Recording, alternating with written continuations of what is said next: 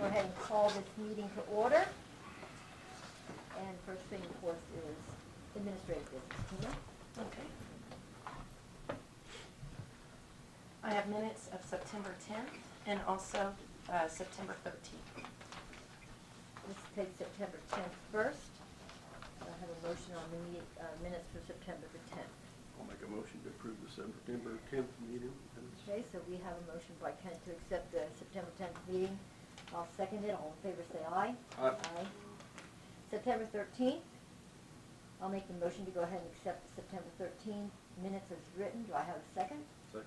Second by Kent. All in favor say aye. Aye. Aye.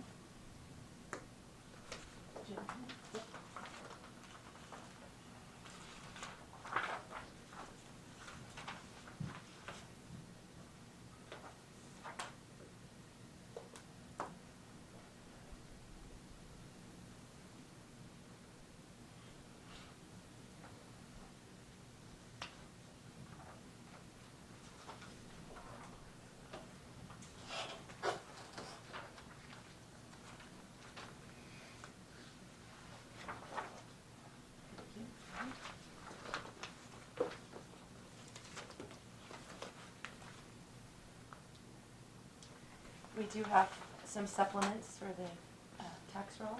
Those, I believe, are just for review. All right.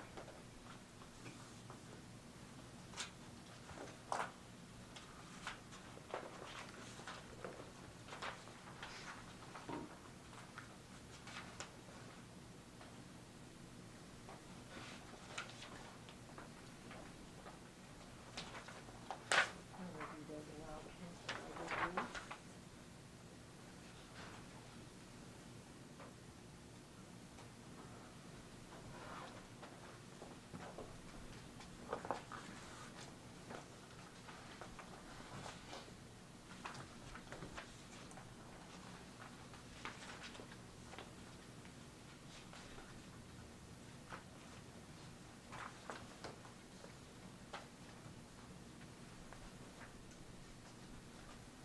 Mine weren't too exciting.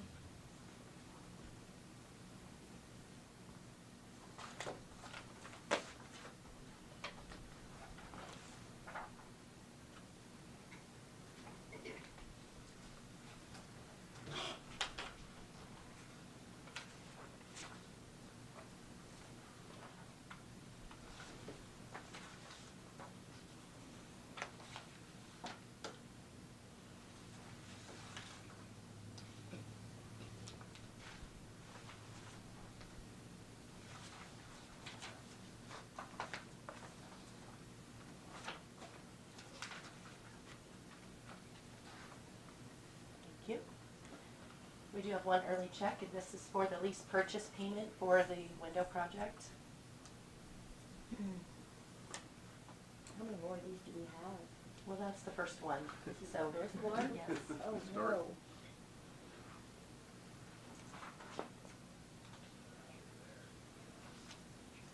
I've heard us talk about it several times already.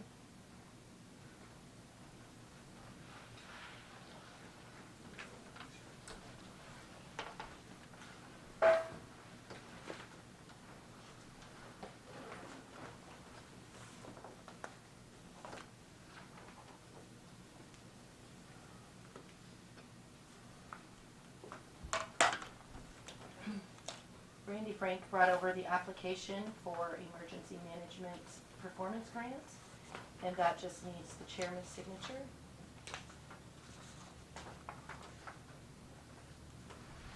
Okay.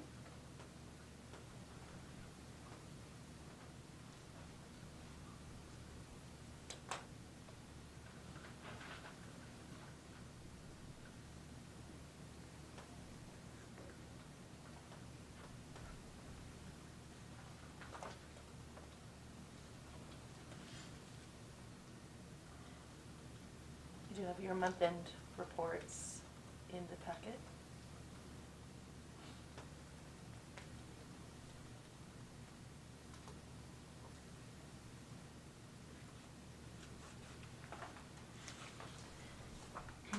Today is the last day to cancel, if we want to cancel for KAC. Everyone's still planning to attend KAC. I plan to attend, yes.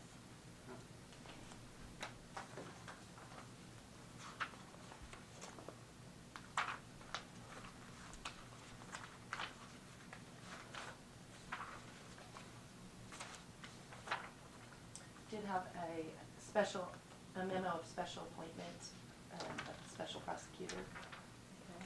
And if you just read that, I'll note it in the minutes. Okay, yep. I recognize that we're appointing Susan Rosen as the special prosecutor for Marion County Case 18 CR 168. That Lane, I said, due to a conflict.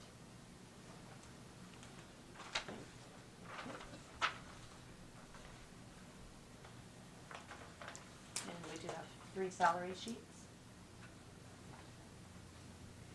Okay, so we have a new corrections officer, Joseph Cathy, and he starts off at $15.08, effective 8/23.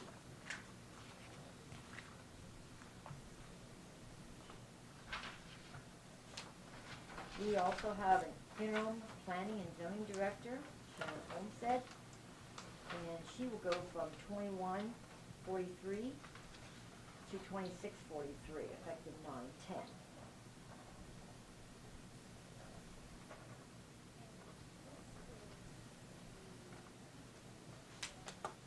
Finally, we also have a 6-month pay raise for the election clerk. Melissa Sisler, and she will go from 21/02 to 21/42, effective 8/26.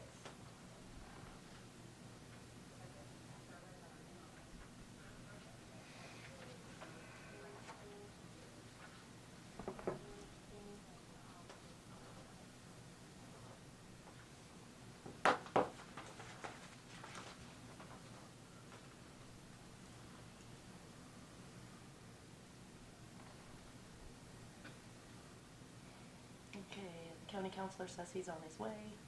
That was at 9 o'clock. So, Good.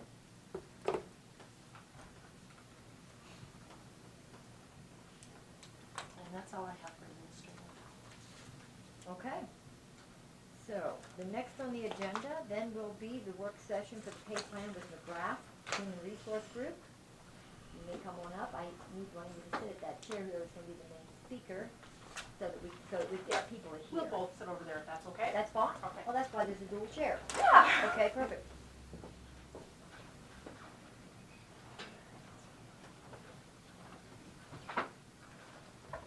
Good morning. Morning.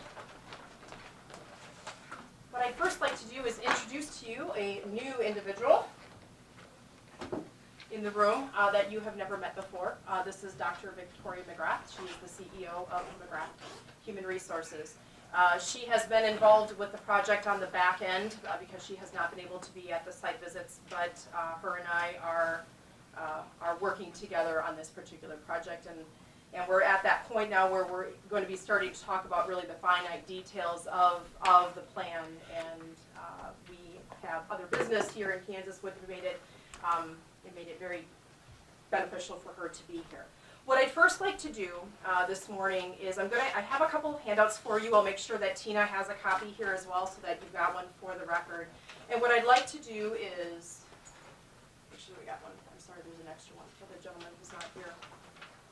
Is to just take a minute to kind of put into perspective why it is that McGrath is here. Marion County asked for McGrath Human Resources to come to the county and take a look at your current compensation system, do an analysis of the market, what the external market is doing, what's going on internally with your compensation system, and provide some recommendations for how that plan might be updated so that it's administratively, there's some administrative ease, it is competitive with the market, and that we've got an internal comparability that's occurring with those particular positions.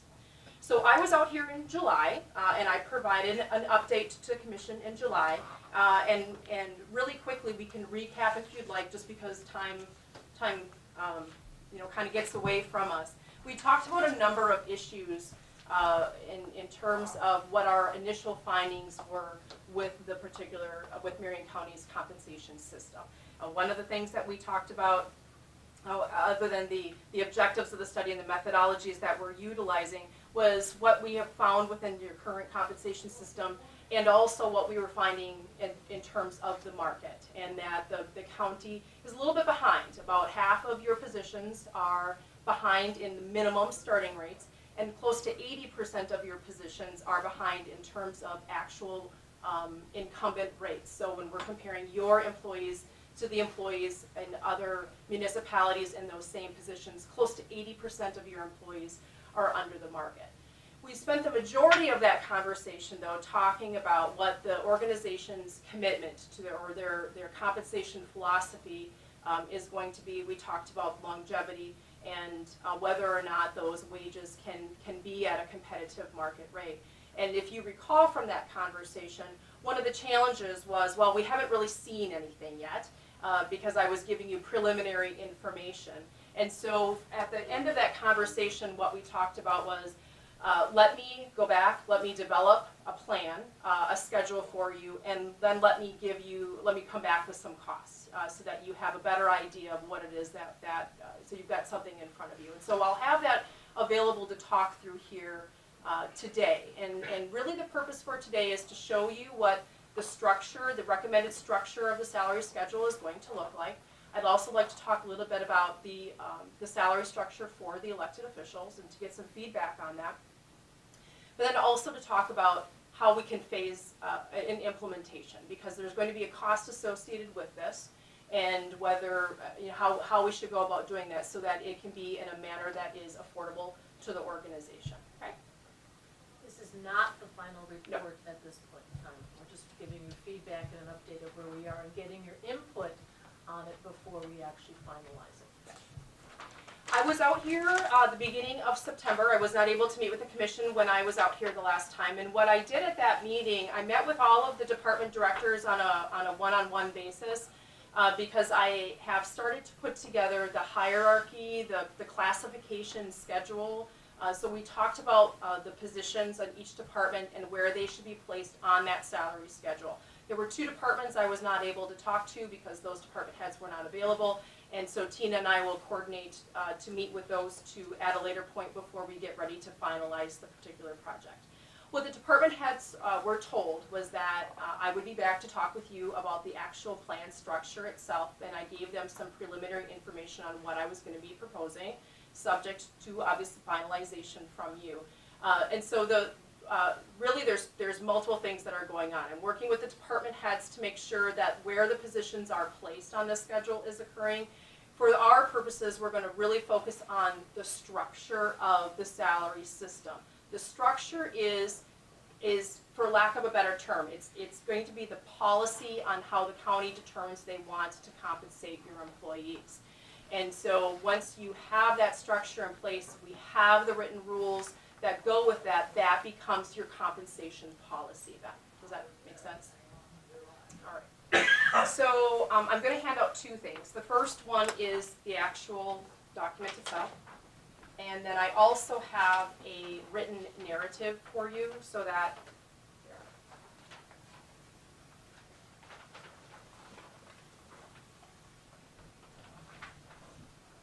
and what I'd like to do is focus on the large 11 by 17 first.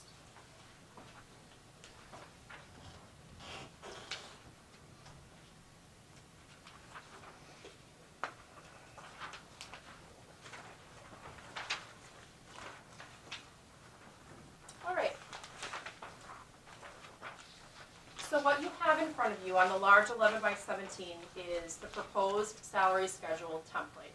The first thing that you'll quickly see is that it is a traditional step schedule, similar to the step schedule that you have in place now. On the far left-hand corner or the far left-hand column, you'll see new pay grade, and you have pay grades A through P. So there are now 16 pay grades in comparisons to, I believe, what the county currently has is 10 pay grades. Those additional pay grades allows us to put a little bit of length and separation between the pay grades to allow for some separation of positions that your current schedule does not currently have into place. I'd like to skip over the, on the far left-hand column, you have 3 green columns. I'd like to skip those for just a quick minute. We'll circle back to that. Your salary schedule is steps 1 through 12. And that is what we are recommending for your long-term permanent salary schedule. It is a step schedule that is annual increases. You currently have a higher rate, a 6-month rate, and then annually thereafter until you start your 5-year increments up to 45 years. What we are recommending is that you hire and then you have annual increments until you reach that maximum. So you no longer have a 45-year maximum. You will max out within approximately 11 to 12 years. We do not have longevity built into this schedule. That's something that I'll talk about here towards the end. And so we have absolutely left longevity out. An individual will only progress through that step schedule with an adequate performance evaluation. And so what will happen is we're going to be recommending, and you'll see that off of the narrative, we'll be recommending that the county do performance evaluations once a year. Let's say January through March of each year, that you've got that 3-month time frame for your department heads to get those evaluations completed.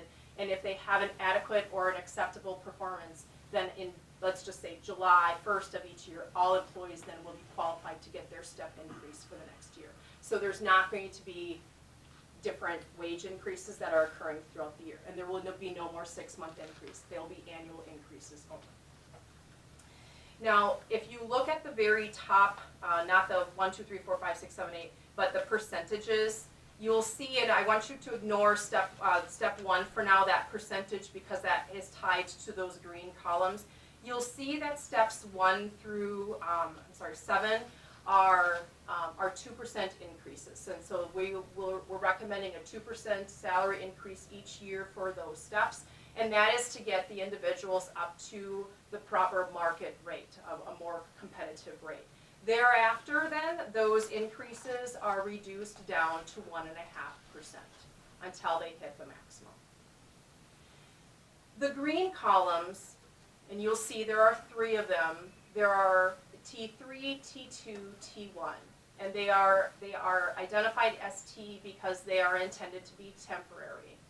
You have many of your positions that are significantly under the market, and in order for us to be able to afford the implementation over the course of a couple of years or over the course of a couple of your budget cycles, then I'm recommending that we incorporate some temporary columns, some temporary steps.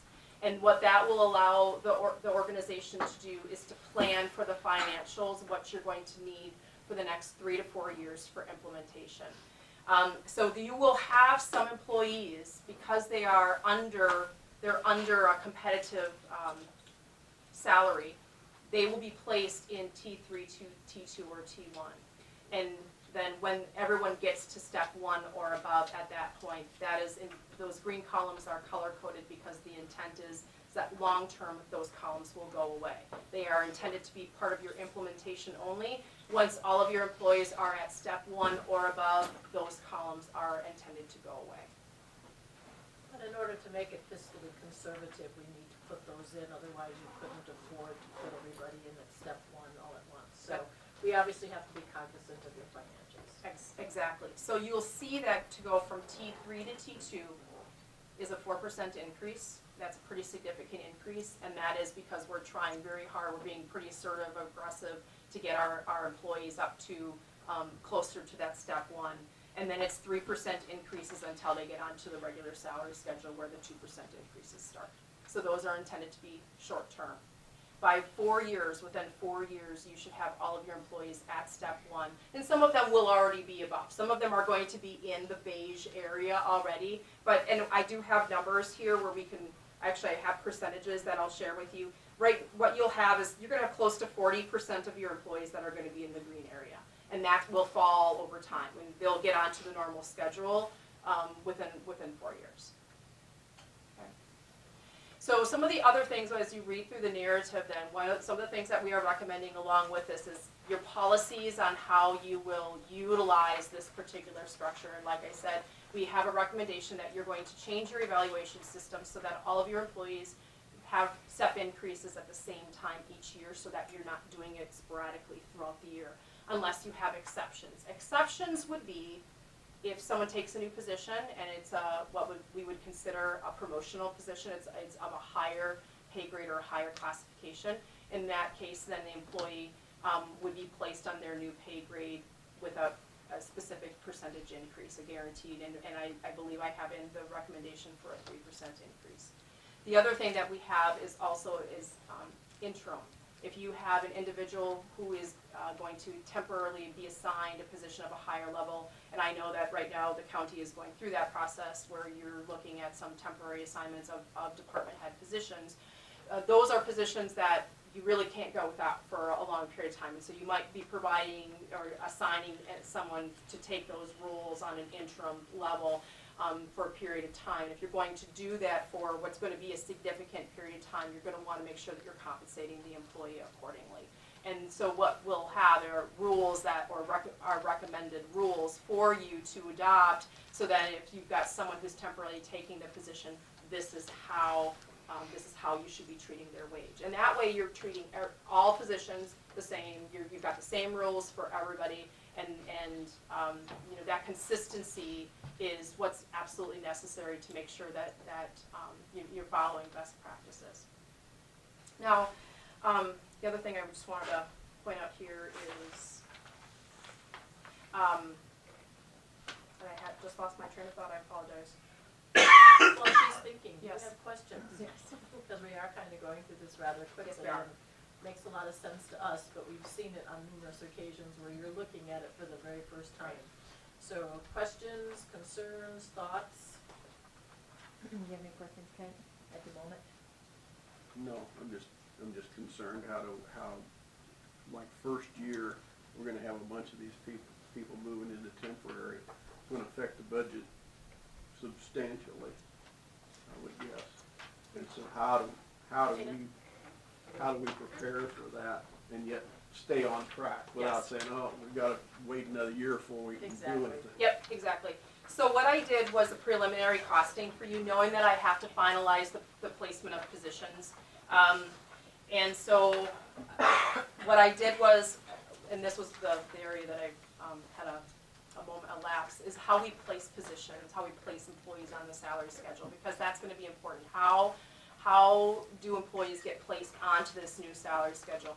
It's an implementation, and so we are, what we do is we take the employee's current hourly rate or their current salary, and we place them on the salary schedule on the step closest to the wage that they were earning without a decrease. So for some employees, that might mean a penny, because that's just how it works out. And for some people, it could be up to a 2%, depending on what their salary was, but we don't have more than 2% steps. And so that's how we'll initially place employees. So it really doesn't matter how long a person has been here. So they could have been here for 10, 15 years, and we're gonna slot them into pay grade D, and they're making $13.30 an hour. Well, the next step closest to what they're making without going under is step 1 at $13.31 an hour. And they're gonna look at it and go, woo woo, I got a whole penny. Well, it's not because you're only worth a penny, it was just how much it's gonna take to adjust you to get into the box. So some people may get a penny, there's some people that might be making $13.31, so it's nothing. And there's other people that might be making $12 alone and would go to $13.31 if we placed them on step 1. I'm just using that as an example. So we cannot, as much as employees would like to, we cannot take into effect how long they've been with the county. Because if I'm being slotted into step D and I'm making $12.50 and I've been here for 10 years, you can't afford to then put somebody all the way up to $16. It's just fiscally impossible. It's not just Marion County. We do not make that recommendation anywhere that we are looking at a step schedule, because no organization can afford to do something like that. So it's, you know, sometimes people are going to complain because I've been here for 10 years and I'm only on step 2. Well, we're changing the schedule, and that's how much you can afford to put them in at this point in time. So, we can't do something unrealistic for you. So I initially placed employees, and I know that we want to stay away from talking about specific employees, so I'm just going to talk about as a group. By placing all of the employees on the schedule based on a July 1st, 2019 implementation, it's going to cost the county approximately $44,000. If you added a percentage across the board increase, and I also used the July 1st date, with that 1%, it's going to cost you approximately $86,000. You have those And that's on actually, that sheet. yep, it's listed right on the sheet, on the, and actually it's page 4 on the very bottom right-hand side, so that when we're all done, you'll have them all numerical. Then moving into 2020, that means anyone who's on T3 moves to T2, and let's just say someone's on step 3, they move to step 4. What that allows is for every employee to receive a step increase. So in 2020, July 1st, it's going to be $49,000, an additional $49,000. Plus, obviously, we wanted to be talking about, can we be placing something on the salary schedule that is keep maintaining the schedule so that the overall schedule is keeping competitive with the market. By 2021, and I should take a step back, in 2020 then you're going to have about 30% of your employees are left in that green zone, in that temporary zone. In 2021, which is the 3rd year of implementation, again with the July 1st increase, approximately $47,000, and you have 11% of the employees remaining in the green zone. And by 2022, that's when all of your employees will be off the green zone. You can get rid of those 3 lanes, and that's an extra $45,000. So you're talking approximately $50,000 a year, plus if you can afford anything on your salary schedule, over the course of 4 years. $50,000 a year for 4 years is $200,000, or to the end of the 4 years. Yes, yes. And that's approximate. Obviously, you have people who come and go. You're negotiating new rates when people are coming in, and so that number is always going to be flexible and fluid. But that is based on what we have now, and obviously subject to finalization of the schedule. That is the estimate. Yes. Which is why the temporary lanes are absolutely necessary, because if you don't have those temporary lanes, then that means that placing everyone onto the schedule is going to be $200,000 from the get-go. So what this does is it spaces it all over the course of 4 years. Is 4 years kind of a standard implementation time, or? Actually, we try keeping it between 1 and 2 years. We have gone as long as 5. Dodge City, Kansas is one of our clients, and when they first undertook this on their first study, we just finished their update of their study, they had to go 5 years because they were in a similar type position, probably a little bit worse. We're almost 70% of their employees were at least 30% below the market. And that's pretty rare. That's the longest we've ever done. We try to keep it in 1 or 2 years only because the longer you put it out, the more money it costs. But not everybody can take such a big hit in the beginning as well. So we have to be careful of how much can you afford each year as you phase it in. So in your case, we tried to find a nice balance that was, we assumed reasonable, that's why we're here.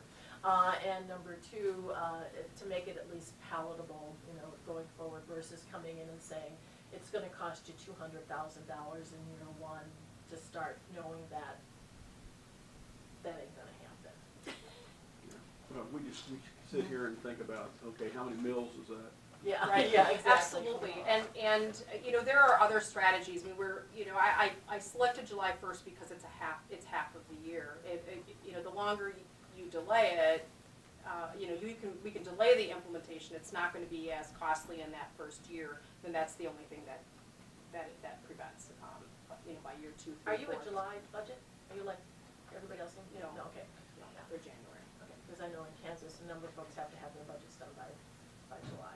So One of the other things from our conversation, our last update meeting in July, was what do we do about longevity? Because right now you do have the concept of longevity in your salary schedule, although it may not necessarily be utilized in a true traditional longevity manner. And this is a challenging recommendation because you do have some tenured employees. You do. But when you look at the priority of the organization and you're talking about, do you want to reward employees for their tenure here, or do you want to pay your employees at a competitive marketable wage? What's going to be the priority? My recommendation is that we first focus on making sure that everyone gets to the standard, the long-term salary schedule. And that while we're going through this phase-in process over the next 4 years, we're not talking about longevity. Let's get everyone to a competitive wage, then you can start talking about longevity.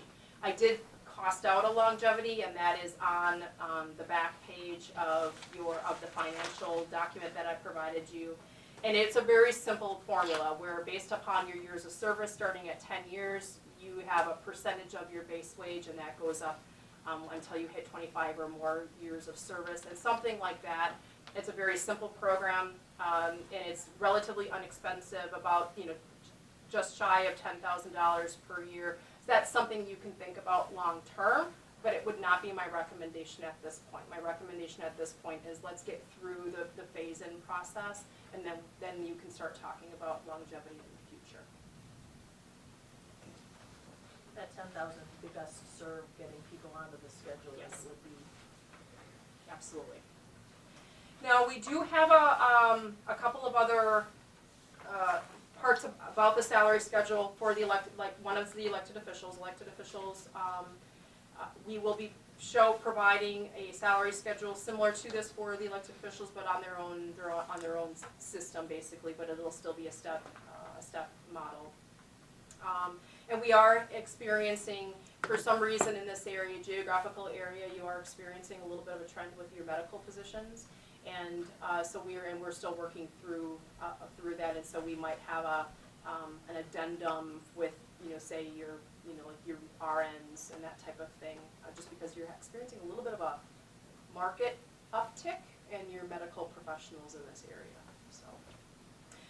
So I'm looking at this point for feedback from you in terms of the salary schedule, the number of steps that employees will be able to earn, because this again is really this is your policy in the form of an actual structure. It's not a narrative, but this is how you plan to compensate your employees.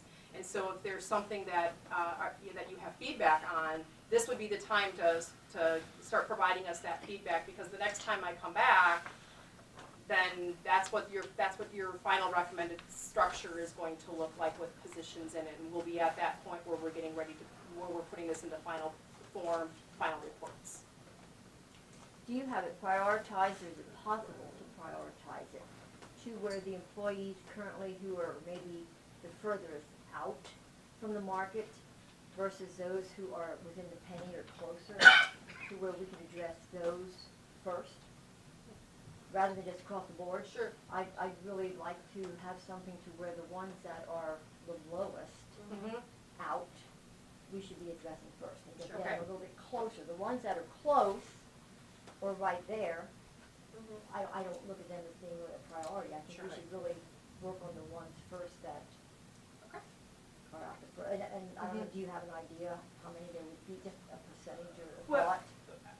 I think that because you've got 39% of your employees that are going to be in the green zone, those are going to be the ones that we're going to want to prioritize, because they are under step one. Basically, what I would be looking at is if anyone's in the beige range, then they're not going to be the ones that we're going to necessarily be as worried about as much as we are those that are in the green zone, because the ones that are in the green zone, they're the ones that are under, significantly under the market.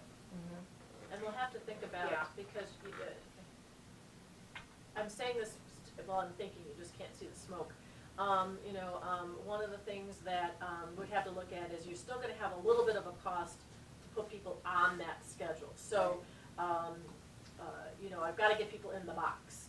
And so the question would be, do you not put people in the box for a year or two?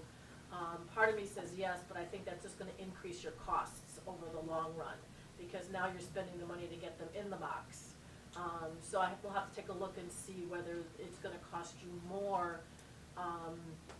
But that doesn't mean that you have to be moving those folks, it doesn't mean that you have to be adding money to that schedule within a year or two, which is, again, redirecting your cost to where you want it to be, the prioritization of those in the green. And as I'm looking at your green, there's not much increase in your different jumps. When you go from 1039 to 1082, and then to 1116 on your bumps, I mean, that's not a whole lot. It's 4% or 3%, so Okay. you're right. So we could make those bigger.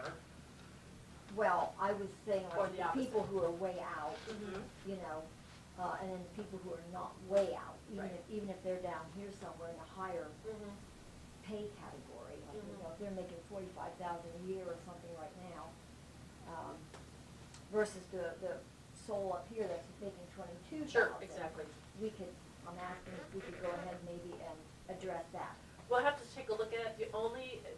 Again, not that I won't do it, we won't do it. The only concern we have to make sure is whatever rules we have are consistent rules. Because you don't wanna be treating, John this way, but Susie this way, and then, it could lead to claims of discrimination. So if we say, this is the rule that we're going to follow, from this pay grade and above, we're gonna do this, from this pay grade and below, we're gonna do this, as long as we're consistent, so we don't get you into legal trouble, we can definitely take a look. So, and by handling that, you could say the first step we're gonna make is we're gonna get everybody within, let's just say, 5% Sure. of market. Yeah. Then that would kind of prioritize Yep. what I'm just saying. Exactly. If we took that approach, then we would not be discriminating. Right. And then you could also once you get everybody on the schedule, something you may want to look at for the future is you may have a number of long tenured employees that are now at step 2 or step 3, and they're going, wait a second.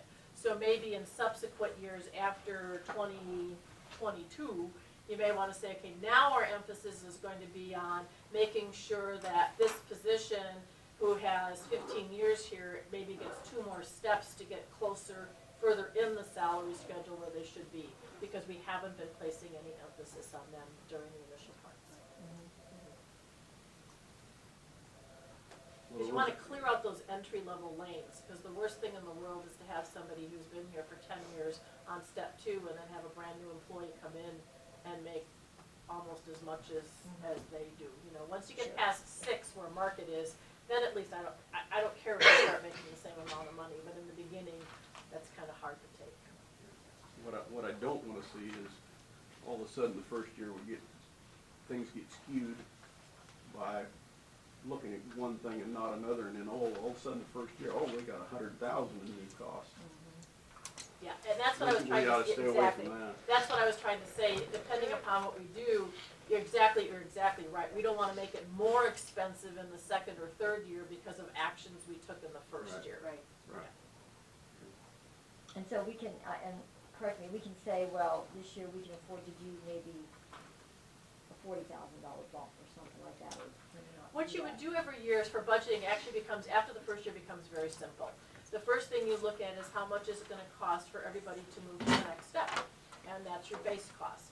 And then you look at each year and say, can we afford now to add money to that schedule?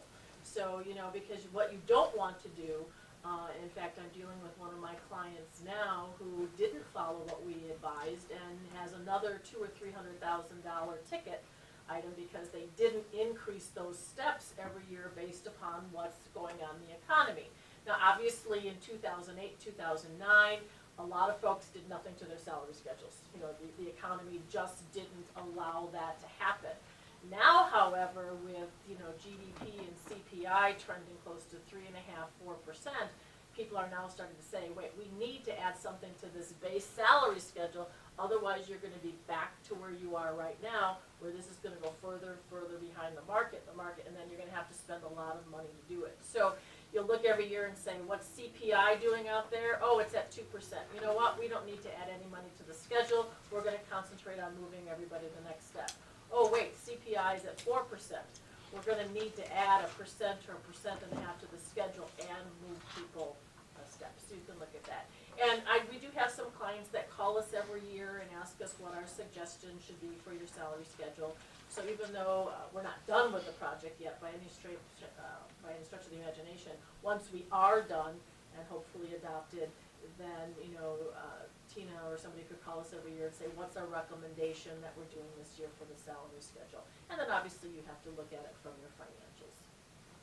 What did you use for benchmarks? What companies or businesses or other counties, what did you use to compare us with? And I don't have the list with me today.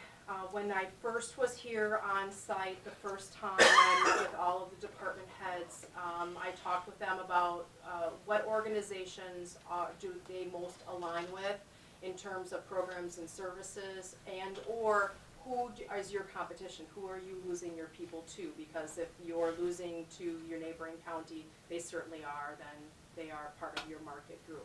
So we looked at, I know that we looked at your contiguous counties, we looked at the counties from your previous compensation study as well that were utilized, and I have a list, and I'm sorry I don't have it with me today, alls I have are these documents, but they were other counties that are contiguous to you, same demographics utilized in previous studies, so that there's some consistency there. Yeah. What we also do though is, even though we have all of those, Milena goes through each one of those and does an analysis by each position to make sure that we're looking at the average. So we do a statistical analysis around that average, and we will eliminate any outliers that are typically 1 or 2 standard deviations outside of that. So if you happen to have, I've worked in Kansas enough to know that everybody wants to have Overland Park as part of their competition. And so, all right, we'll go and look at Overland Park, but you know, if Overland Park is making too much, they're going to be eliminated from that average as a result of that. Or if you have, we're working in Keachai right now, if Keachai pays too low, it might be eliminated because it's too low. So we do that for each position to make sure that we're not skewing that average too high or too low based upon your market here within the area. You'll provide us with those study Yes. results? All of them, With- I'd like to see that, Yeah, we'll have the listing for you in the final report, the listing of the comparables that we used, yes. Okay, and how they, would you also show how they averaged out? Yeah.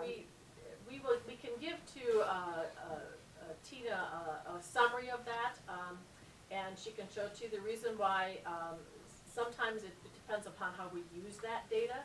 So sometimes we'll look at something and say, oh, here, this position should be paid at $50,000, but it may end up only in a $30,000 pay range. And people go, well, wait a second, it should be 50. Well, there's other factors that we took into account, that it wasn't the right data, it wasn't, you know, a good enough match. Yeah, we have the data, but we didn't exactly use it the way we want to. So there's a summary of what those are that we can provide Tina to show you. But publicly, it becomes problematic because people don't understand what we did with that. Or if you say, here's the average is 29,000, but we created a level 1, a level 2, level 3, well, where did that 29,000 actually fit into all that? You might have to be, you know, looked at a little bit differently. Because as Milena started to say, when we place positions on the salary schedule, to place the person on, but to place the position on the salary schedule, we look at a whole number of points. It's not just the external market. So employees here had to fill out a position questionnaire. That questionnaire is about 15 pages long, so if anybody in this room had to fill that out, nightmares are coming back to them for filling it out. But that actually takes a job, and it actually breaks it out into 14 different competencies that we can evaluate. So that's the first thing we look at. The second thing we look at is then, do we have market data for that position? How does that fit with the points? Then, as Milena was saying, we need to look at if we have a level 1, level 2, level 3, or if we're going from this position to their supervisor, do we have enough distance between that? Because I'm not going to take a promotion and take more responsibility if I'm going to take a pay cut. Some people are averse to that. So do we have enough space between that? And then make sure that it fits into the schedule. So the market data is just one piece of information that we use in evaluating where the placement of the position should go. Yeah, and I understand that. I'd Yeah. be interested to see the market Yeah. data. The substantial amount of your information is coming from other governmental units, not so much private corporations. Correct. Absolutely. We have had clients that ask us to look at the private sector. I will tell you, in the last couple of years, when we do that, 9 times out of 10, you are at or below the private sector.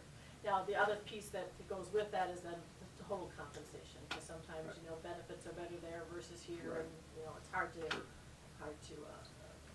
we have a way in which we look at that, but, it's predominantly public sector, because there's similar types of positions. Thank you. So right now, the private sector is, more instances are not winning over the public sector lately, where it used to be the opposite. Yeah. So what's gonna happen now then, is I will be finalizing the schedule and putting together a final report then for you, which will encompass all of our conversations along with that background information. What Dr. McGrath and I will be doing is taking a look at alternative costing options and how we might be able to phase this in a little bit differently. And we can talk about that then when we come back and we present the final time. We can give you a couple of options for you to be considering. Since you've had a whole half hour to understand everything, where we've had months to work on it, if all of a sudden you leave here and go, ooh, what if we do this? Either contact Melena directly or contact Tina, and she will get the information to us so that we take that information into account as we're finalizing the documents. Thank you. Well, thank you very much. Thank you very much. Is that it? Okay, thank you.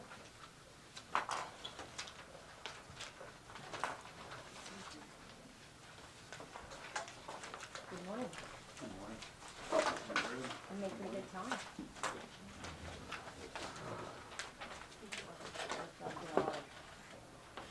Road construction.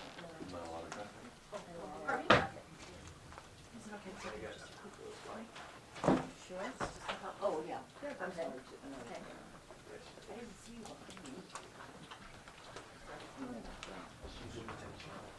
I know. Well, actually, we're not due for budget. Thank you very much for your time.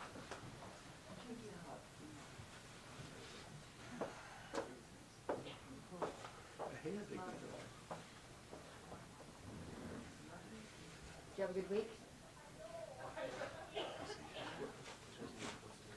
That is one of the, You don't have a week that isn't, do you? a very, very, very common used word. Yeah, The older you get, the busier you get. yeah. We'll get going here, I just got a slide. ag business major at K-State. Oh, I read a lot of Austrian economics. When I'm in here 4 days, I sold out at Dicamba last week, and I got a bid here to okay, get approved. There's 4 of them there, one for, okay. I'll get one for. Here. Yeah. Okay, so this is for dicambia. Oh. That's the stuff you use on Johnson's grass? No, plateau is what we use on Johnson. This is what bindweed, that's this all product. It can be used. Okay, so you just need to buy some more and, Yeah, need to buy another pallet to have on hand, because I don't have any right now. okay, I bought everything that I had on hand, so. okay. So, it looks to me pretty simple. You got 2 bids here, one from Nutrient for $5,920.20, and one from Van Dyke, Then these, yeah. Vendy's, and that is $6,109.20. So I'll make the motion to go ahead and accept the lowest bid from Nutrient at $5,920.20. Do I have a second? Second. Second by Kent, all in favor say aye. Aye. Okay, and And then, just so you guys know, the crane is fixed. We're using it. It's got a little bit of a weird noise in it. I think it got damaged when the motor fell off and maybe messed up a gear, but we're not replacing anything. It's working fine. They made sure everything was working properly before they left the other day when they replaced it. And the 4 new recycle bins are in, sitting at the transfer station. We're gonna try to get the inside painted this week and get them put out where they need to go. Other than that, that's all I have for you. Very good. Well, thank you. If you have anything for me. I don't have anything. Okay. Nope, thank you. And Bud. in your packets, you did have the tonnage report and the recycling reports. Mhm. Thank you. Thanks, Bill. Thank you. Okay, so did you get a hold of Bud? Did you get a hold of? Sharon's She here. got here. Sharon's here. Okay. Playing with Zoe. Okay, Oh, go ahead, Sharon, you're up. sorry, I didn't get that. Oh, you're trying to start a fight there, Patty. I know, look at this. She does that, you know what? Hi, Good morning. morning. So, the situation that we have is needing a variance for a setback from a septic system to a property line, basically. We generally require 50 feet, but if you, did you get these? Yes. It's in- Okay, very good. If you look at this lot, it's on 1.4 acres and we'll have a very narrow space to be able to put in a lateral system. We do have acknowledgements from the north and the south property owners saying that they understand the situation and that they're okay with it. But we will probably have to go down to about a 10-foot separation distance instead of 50. Okay. So I guess that would be my request. Do you have any questions about this situation? No. I mean, it's probably contingent on the sale of the property, though. Yes, it is. Right now it's owned by Tim Kane. The new owners there are still 6 family members in the family that is potentially buying the property. The sizing of the system would be the same because it's based on the number of bedrooms and how many people could possibly occupy the house.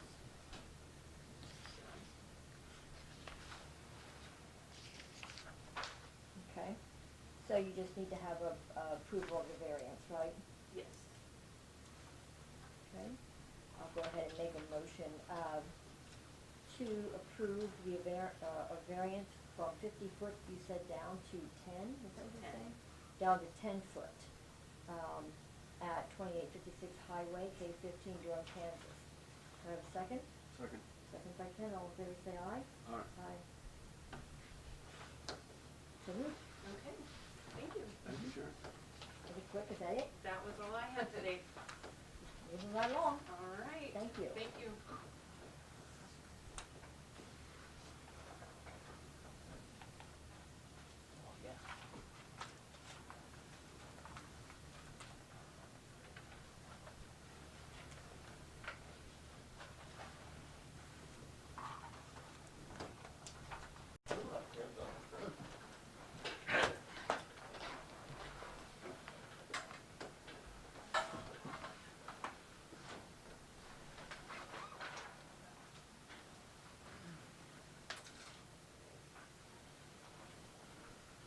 Fuel bids. Transport,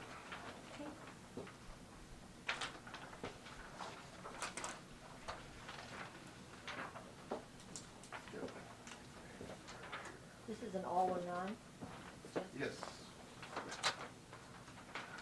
Well, probably pretty close to the same as last time. So you have, cooperative grain for $19,706.50, and Epps for $19,849.10. So low bidder, of course, is cooperative grain for $19,706.50. I'll make a motion to accept that one. Second. Second by Kent, all in favor, say aye. Aye. Okay. Salary change, or salary for new hire. Christopher Gibson, new equipment operator 1, 6 months pay raise. Okay, so he goes, This is a new. okay, this is the new one, okay, 6 months next time, okay, so he starts off at $2,267. Do I have a second? I'm just gonna, Yeah, okay, we you just have don't to. have to do that, we're just gonna go ahead and sign this. There you go. Where's he from? Hillsborough. From Hillsborough? Yeah.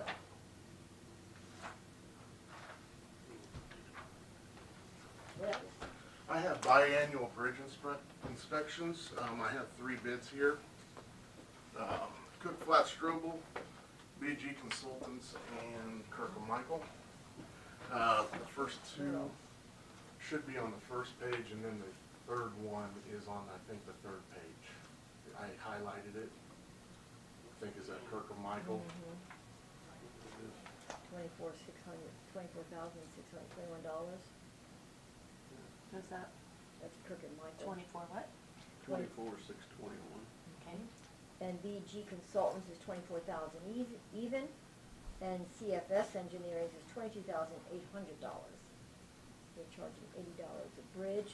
They said 87 from Kirk and Michael, and I don't believe this The BG, BG does not they say. didn't break that down. Okay. So the low bid on this is the CFS Engineering for $22,800. I do like CFS. They've done our bridge inspections for many years, and they're still the lowest bid out of when we get these. So. And they're gonna do 285 bridges? Yes. Quite a few bridges. Yeah. That's good. Okay, so I'll make a motion to go ahead and accept CFS bid to do 285 bridges at $80 per bridge for a total of $22,800. Second. Second by Kent, all in favor say aye. Aye. Aye. Can you get these, Tina? Yeah, I'll take it. Oh, and I You think probably have to- they do have to be signed, I believe, the Cook Flat. Yeah, I was gonna say, I This think one. that you may need to sign that.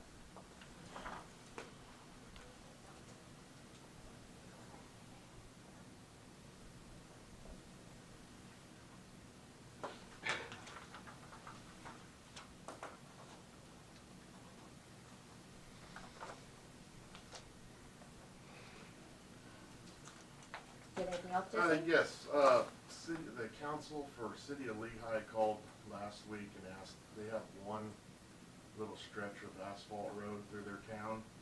They were wanting to put a chip seal on it, asking about our availability this year and wanting to know if we can do it for them before the end of the year wraps up. They have a little less than a half-mile stretch. I do have the material, I could do it. We could fit it in this year before October 15th, because that's when the plant shuts the oil down. I told them I would ask you 3 what you thought. I did give them a price of the material and the oil, $5,838.40. I said cities have usually paid for the materials. I know that you guys have always told me to try to, with connecting links and whatnot, try to help these communities out. So I'm just bringing it to you if you want me to do it or not. Well, I don't have a problem doing that. They're gonna pay for the materials and we can get it done. I think that's good. You can probably knock that out in a day or two. then. Yeah, one day, Can you 2 tell me hours. what amount you're going $5,838.40. They would owe us. Sounds good. Pretty good. And last thing I have, Beverly Cooper is my help downstairs. She has announced her retirement after 33 years. December 20th will be her last day. So I thought I'd pass that on. Wow. Yeah, we used a good one there. Yeah. What day did you say was her last?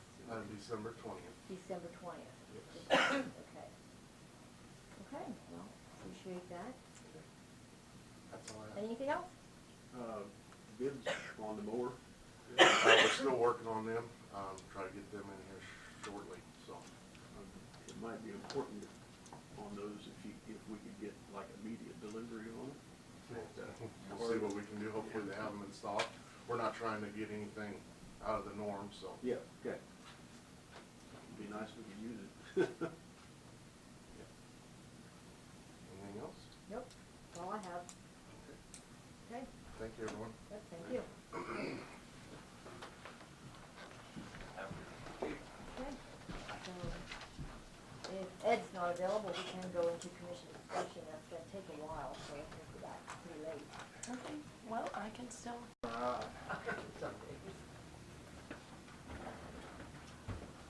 No men working.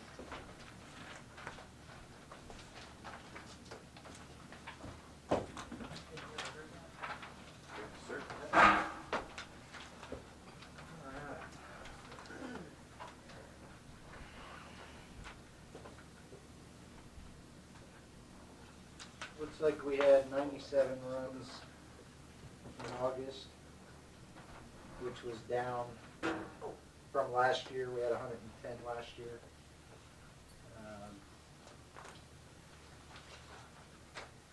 For the year so far, we're 41 calls above last year as of right now, in August. So.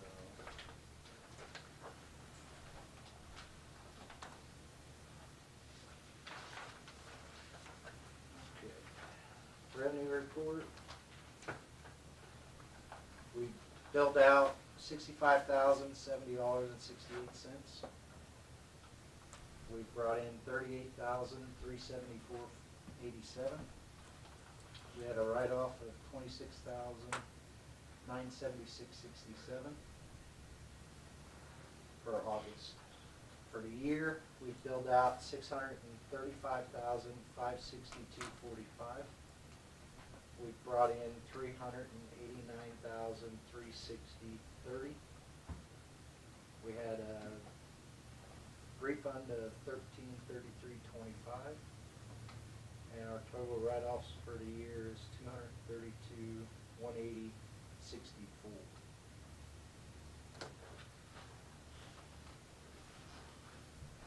Any questions?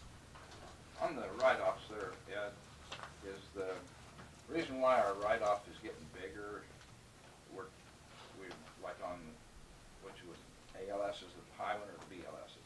ALS. Highland. And what are you seeing on write-offs on those? Is it a higher percentage because we're charging more, or? Your percentage is about the same Okay. for write-offs. You're seeing a little more because we're running more calls. Okay. Our call volumes went up, so our write-offs are going up. But on those With that. particular ones, it's not any, they're not ruling off, more equipment, you know, more just, are they? So when we bill for insurance companies, we can't bill for any supplies anymore. It's all inclusive.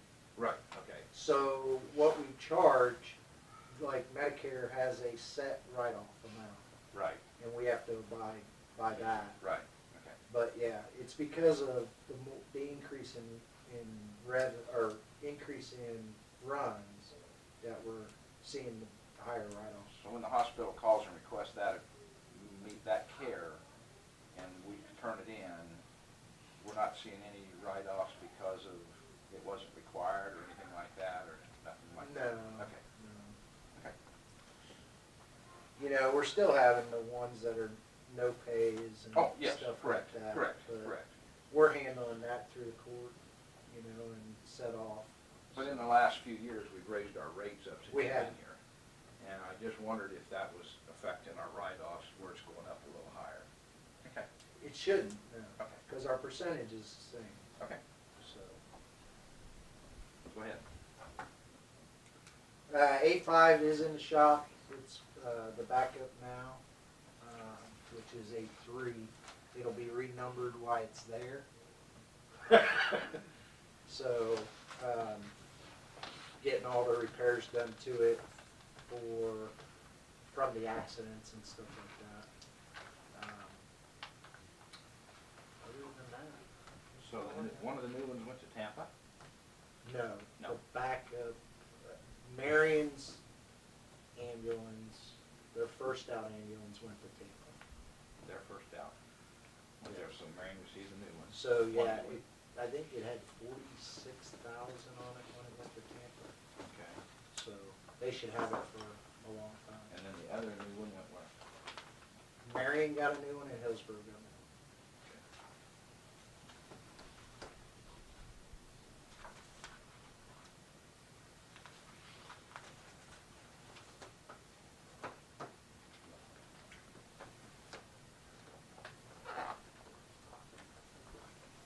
Other than that, That's all you have? Okay. Do you have any questions, Kent? Nope, just wish Ed the best on a new journey. Thank you. You have anything else for Ed? I got a lot for him, but, basically I'm gonna cut it short, Ed. Okay, Good luck. thank you. You've done a lot for Marion County, and where we was to where we're at today is a whole new world. And, we're gonna try to continue to grow and improve our service in a lot of steps for the good of the public, so. But you've done a big part of it to getting it to where it's at, so thank you. Thank you. I Appreciate it. very much. Appreciate it. All right. Good luck. That's all I have. All right. Good working with you. Oh, thank you. Good luck. Thank Good you, working Ed. with you. Good working with you for the short time I have. Living the dream. And I'll see you later. Bye. Thanks. Okay, so next on the agenda then, of course, is commission discussion on policy review. Did you by any chance, this is not policy review, but I want to bring this up. Did you by any chance, we had discussed at the last meeting, about the administrator, that we took it to the vote? Can we actually hire? Because we can, because I found some statute that says that we can't, and I contacted that, same place that Tina had contacted, County Management Association. But I talked to the senior advisor, and he was gonna come down and give us a little bit of an overview as to what services they provide and just different things like that. And when I mentioned to him that we did take it to the vote last year, and it was voted down, he said, oh, well, then they probably wouldn't be interested because he thought it would be actually unethical even still to go behind the back of the vote of the people, since we took it to the vote. So, but I said, well, our council is looking into it, so. Yeah, I wouldn't argue that. After the last meeting, I looked at what the actual question was, and it wasn't, it wasn't as a binding, but, I mean, you did put it to a vote. And, and had a fairly definitive result. It wasn't like it was 2 votes shy of being what it needed to be. So as a pragmatic approach, and we've talked about it that way, certainly, it starts to look like, well, do you really want to do that when you've gotten a fairly definitive statement from your voters? But the way it read, I didn't read it as this is absolutely binding on us, up or down. And that's typically what I go off of, which is where my answer came from. Okay, to that statement then, if you want to make something binding, then you state it to that way correctly? Yeah. Okay, That's what I I mean, even though general feelings, if the public votes something down, that's the general feelings of the public. And that's what this guy that you're talking about, whoever it is, the leader, And he may be saying something even more Max definitive, I don't Manning, know. Max Manning, or you even Yeah. know him, I don't know. Mac Manning? Mac Manning, yeah, Mac is. okay, yeah, that's what I spoke to. It's not the same Mac Manning as in Peabody, is it? Yes? Where's he at now? Overland Park, Kansas City, someplace, he's the senior advisor of that, County Management Association. We do a lot of hiring. I lost track of him, I see what's Yeah. happening. Yeah. I didn't know where he was at either, but it's amazing he hadn't been in the county jobs for very long. That's, he's been a city administrator, stuff like that, most of his career. Mac Manning, yeah. When that name come up last week, this surely can't be the same one, but, Well, surely it was. in this Well, county, yeah. Yeah, Mhm. but, and I don't know, even maybe another one, but it just kind of makes me wonder about that, you know what I'm saying? So, just your gut feeling, what do you suggest? I'd follow what the vote was, if it's on a gut feeling, I mean, that's just purely editorial. Cause then what I'm supposed to do is tell you, well, this is what you can and can't do and what the Right. right line is, but, in those kinds of instances, and then you can again, you can always put some other argument into that, well, did the voters have full knowledge? I mean, I don't know, I wasn't part of that process, but what I did was ask Tina to pull that, which she was good enough to do for me, and the way that question was worded, and then read that and say, you know, a binding kind of a referendum, but. But do the people understand that? Yeah, well, that's it. Wait a minute, didn't we vote on this? I mean, that's what you're gonna get. Right. Or that way. Right? Yeah. So we really need to ponder on that. Let's take that one step further. Let's talk about 5 commissioners. Does the public know what 5 commissioners? Well, we No, still the have, public does not know most of the time. but we still have time to educate them. Yeah. In doing And- things. And I plan to do some of that, learning from the administrative thing. And you can, who makes the decision of the divisions? The county commissioners Set by does. statute, Yeah. Yeah. Right, it's all Yeah. set by And statute. so, Mhm. so that's, you know, and let them look at our population and our voting of how each township has, and see that right now, the simple way to say it is, it's like this, like this. Bottom half's one, and these two's, I mean, that's a simple way. And there's a lot more voters right now in this Hillsborough district, Kent's district, and then Marion district, and then mine's the lowest down here. Well, it's supposed to be by population, Yeah, but I'm just saying, right now, it's dropped, apparently. well, then we probably need Yeah. to reorganize And anyway. so the numbers is low, and so there's a whole lot of different ways to look at this. I mean, you know, I personally, being from the south down here, I think that maybe we divide it horizontally all the way through the county, get a cross-reference the way through the county. Because this has been divided up here, these two up in here has been, down with here, and so. But it has to be population, Yeah, it still has to be population, right. and so if it goes that way, we don't know where the vote's gonna come out yet, but there's a lot of possibilities that can go on that vote. And actually, I think before the vote, we should have that defined so that we can show the people how it will be divided. I think that's an educational thing too. I know that the actual statute says afterwards, but I'm just saying for educational purpose, people would like to know, and that is a big question. You could do it, I mean, you could give illustrative examples, I suppose, in that instance, Sure. just based upon population. Right, right. I So- mean, there's just, when you look at in each township, look at the population of each township and see how its numbers, Logan and up in them, some of them's under 100, I think. The northern's hardly, pretty poor. Always was, but it's even Yeah. worse though now. Yeah, But that's correct, not a yeah. bad thing, exactly.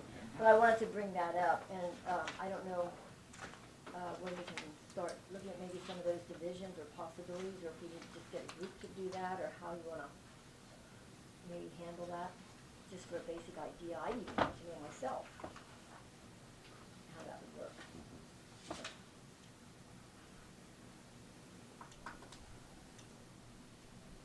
But that was kind of stunning to me when he said that. It does make sense, really.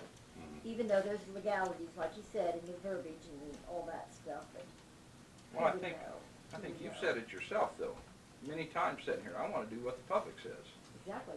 That's why I'm stagnant on here right now, because I wanna do the right thing. I mean, I know what I'd like to do, and of course I just hire an administrator. Correct. I don't wanna go behind the backs of the people. Correct. That is not the right thing to do, in my opinion. And that's why I brought it up. And I would always have said, with my personal experience of watching administrators over the last 30-some years, is a good one is a good one, but boy, if you get one that's just, really just in there, that don't work sometimes. I mean, it just don't seem to fly, so don't get nothing accomplished for your city or county. The thing I heard though, and of course I was just starting on the commission when this came up, but the thing I heard is, well, we really didn't know how to vote because we didn't have any information. That's right, Yeah. that's right. And there, you know, looking back, there was very little information out on it. Something else that you could do if you really want feedback from the public is you could have some public meetings before, not, leading up before the next year's Yeah. election, prior to when you would have to have a ballot question done. So Because you're I'm gonna do not- yeah. some spring meetings, and talk about it and what that looks like, and then, you can always put it out again. There was no On the ballot. public information meetings, was there? On the administrator? Administrator. Well, we had talked about that, We but then talked we had about it. decided not to do that. We decided not to have those meetings, remember? Yeah, we talked about it, I don't know, You we know, actually we made a decided not point-blank to have statement those to that, forums yeah. and stuff like that. So, because we did talk, I do remember talking about it, but in my case, I don't know, I just assumed everybody would see the need, which was what assumed, getcha. So, at any rate, okay, so, on the policy thing is, I was looking at some of our policies that we have in place in our handbook, and policies from other surrounding counties, and there's a couple of them that I really think that maybe we as a commission, since we are the policymakers of the county, need to look at. And the one that really, and I had compared from other counties, some of their policies that they have, I brought with me the one from McPherson County because it is just so easy to read, and I just loved it. But the one that I really want to look at that I think is important that we need to look at is the way we handle our vehicles that we give to our county employees, different ones, whether it be the sheriff or even the one that we use out here and things like that, the use requirements and stuff on these vehicles. I noticed that we really don't have, in my opinion, a policy. And it is so vague that it leaves room for speculation and all kinds of crazy stuff. You know, it's just whatever, because it's just nothing. It doesn't say anything. If you take versus the policy that Marion has, it's an overall policy that. McPherson? I'm sorry, what did I say? You said Marion. Yeah, I did say, I'm sorry, yes, McPherson. They have a overall policy that applies to all the vehicles, what everybody will do to that vehicle, as they own it, or as they're utilizing it in their business, whether it be the sheriff, or whether it be, I don't care who it is, anybody that has a vehicle, about the accountability of it, and the way they handle all the documentation on it, who can take the vehicle to and from home, who cannot. And actually, they're quite restrictive as to who can take it home. And I think we're relaxed on that in some cases, who can take vehicles home and things like that. I think we might want to maybe tighten that up. But just for an example, some of them is like no county-owned vehicle may be used for personal use, which we know that. The use of the county-owned vehicle shall be allowed to perform the daily operations of the business in McPherson County. It says all county-owned vehicles, when not in use, shall remain at the county courthouse or an assigned location. County-owned vehicles shall not be taken home overnight, during lunch hour, or breaks unless specifically provided in this policy. And then it says each department with assigned vehicles will keep mileage and maintenance records on those county-owned vehicles for a minimum of 2 years. I mean, it just goes on and outlays step by step by step, and it pretty much covers almost anything that you could think of. It also says that absolutely under no circumstances will any employee operate the vehicle while under the influence of drugs or alcohol, we know that. It just goes on and actually set policies. Then of course you have a few exceptions, like you do have the sheriff's department, and they specify that the sheriff's department can go ahead and take those home because they are on a 24-hour call, makes sense, and different things like that, but they still have to provide the documentation and things like that for the maintenance. And that, of course, all goes to the supervisor. Emergency management director also is another one who's allowed to have theirs for 24 hours. At home, because he is also on call for 24-hour duty when emergencies arise and things like that. And it just goes on. I just really think that we need to look at our policy, because I just see our vehicles everywhere. And we're not consistent in anything. When you get into your mileage statements, your mileage and maintenance, some of them are very detailed, some of them are not so detailed. It's just kind of hairy. You know what I'm saying? So then when you have situations where somebody is saying, well, we need more information here, we need more information there, or whatever, then this one don't do it, or this department don't put one in, or that department does. I just think we're leaving ourselves open for well, just like she said, discrimination and harassment and different things like that. and I know, to protect the county, I just think it's best that we address this and get it a little bit more tight across the board for everybody. Well, I Fair. I would disagree with some of the statement that you made. Some of it I won't, but some of it I will.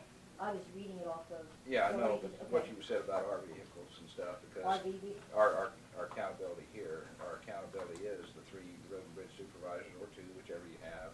That's 24-hour service. The emergency management, if they live here, now, that's something else. If you live here, I mean, is their policy based in McPherson? What if they live at the edge of the county? So that's another question that's raised by us here that has to travel. The person that could live in Gossel could take one home 35 miles, where somebody here in Marion could take it home a mile. And so, well, I don't know that That's- that's, I mean, you have to look at the service provided. So you have emergency we're talking emergency management since you brought it up. Okay, so you have emergency management just by the description of emergency management of something, a tornado hits off in the middle of the night, he needs to have his vehicle, just the same as the sheriff and the state, or her. we responded the same way we've done for a lot of years with the vehicle right here in town. I mean, But it's- our emergency manager does, he lives in Hillsborough. It lives in Hillsborough, right. Okay, And I'm saying, that's what I'm saying, the vehicle was parked here for many years. The person, whoever it was, if they lived away from Marion, drove, got the vehicle, and responded. Same thing as they do. so how do you differentiate that versus road maintenance people, James Olson and them? I mean, you're talking emergency management, you want his vehicle to stay here, and you're saying that James Olson and Jeff they're just road supervisors, they can take their vehicle home, and that's what you're saying? I'm just saying that's the way some things have been handled before. Well, yeah, I got that, And okay, I'm not they've disputing tried- that. They've tried to take and have people in both ends of the county with road and bridge so that they can do that, but that's, like you said, it's up for us to decide that. I mean, I'm not gonna argue about that, I'm just saying that that's the way it was done, to the best of my knowledge anyway, is it used to be a north-south person. You know, the person lived in the north, the person lived in the south, and that was, you know, I'm talking about Sherwin Amateur down here, and I don't know who was up there in the north at that time, but, that was many years ago, but anyway, that was the way it was handled, why it was handled that way.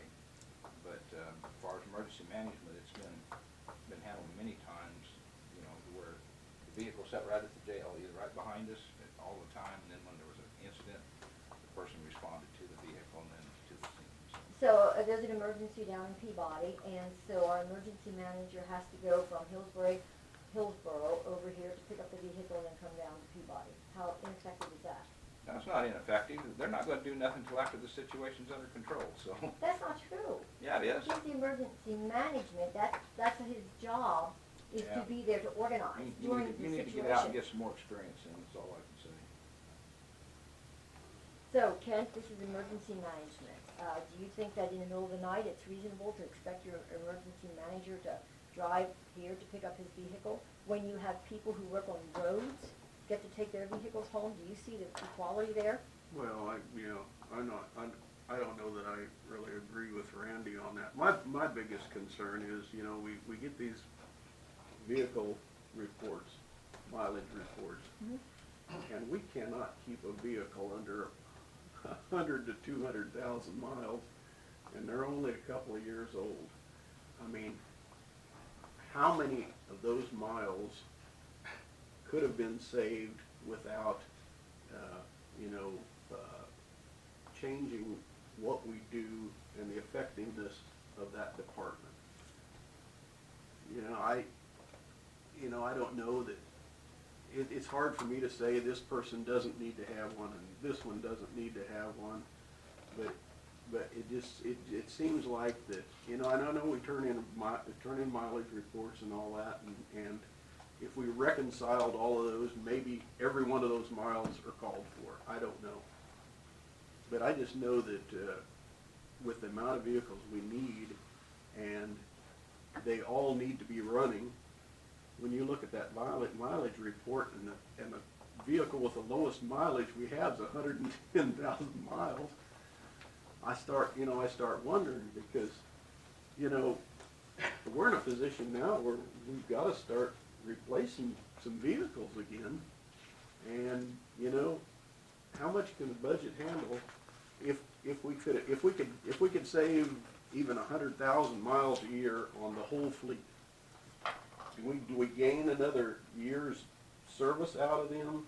Is it worth it without burdening a department? So, Well, I think there's some cutbacks that we can do. One thing to keep in mind too is if you do provide a vehicle for commute, like what's done with Road and Bridge, they're taxed for those vehicles.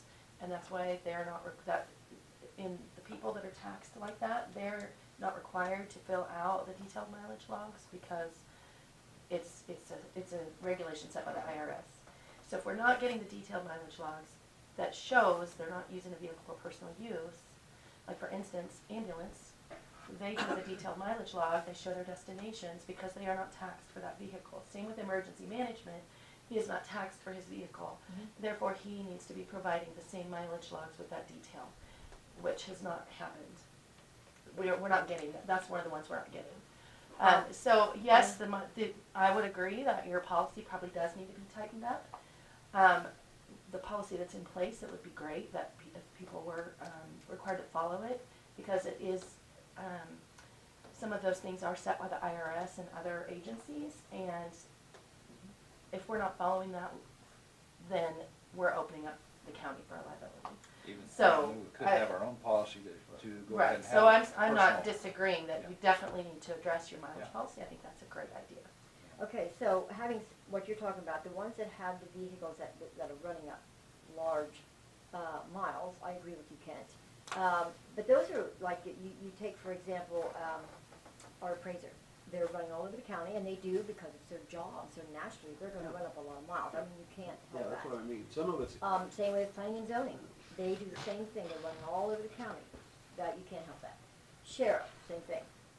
I will also say that planning and zoning and the appraiser, true, they had high miles on some of their vehicles, but some of them were exceedingly old vehicles, 2009s and things yeah, I'm like not that. saying we shouldn't, that was appropriate to replace Right. those. And then when you talk about, but what I was talking about, yeah, exactly. So I realize there's a lot of miles, but their job details them to take the miles, do those. Yeah, I'm not saying that every department is overutilizing miles, because, Okay. The appraiser's one of those deals where that vehicle can sit here for 2 or 3 weeks, and then it's gone for 2 or 3 weeks, and that's Right. just the nature of the animal of that department. But, we do have vehicles in other departments that are just going. Right. And the same way with the sheriffs. Their vehicles are Yeah. on 24/7. Yeah. And I will get back to emergency management. And I do understand emergency management very well. So I understand what the deal with emergency management is. But when you talk about that, I just cannot believe that we would even say that our emergency manager, whoever it is, would have to drive home and then come get his vehicle in the middle of the night to go take care of his job. I mean, that's really hindering him, Well, in my opinion. let's go one little step farther then Okay. with that. Sure. How about you go to work at 8 o'clock, and at 8:30 you're breaking Florence with the police officers? Is that important? Okay, so just- the policy would say, so first off, you would have 2 issues there. That would be the police officers and the emergency management, not just one.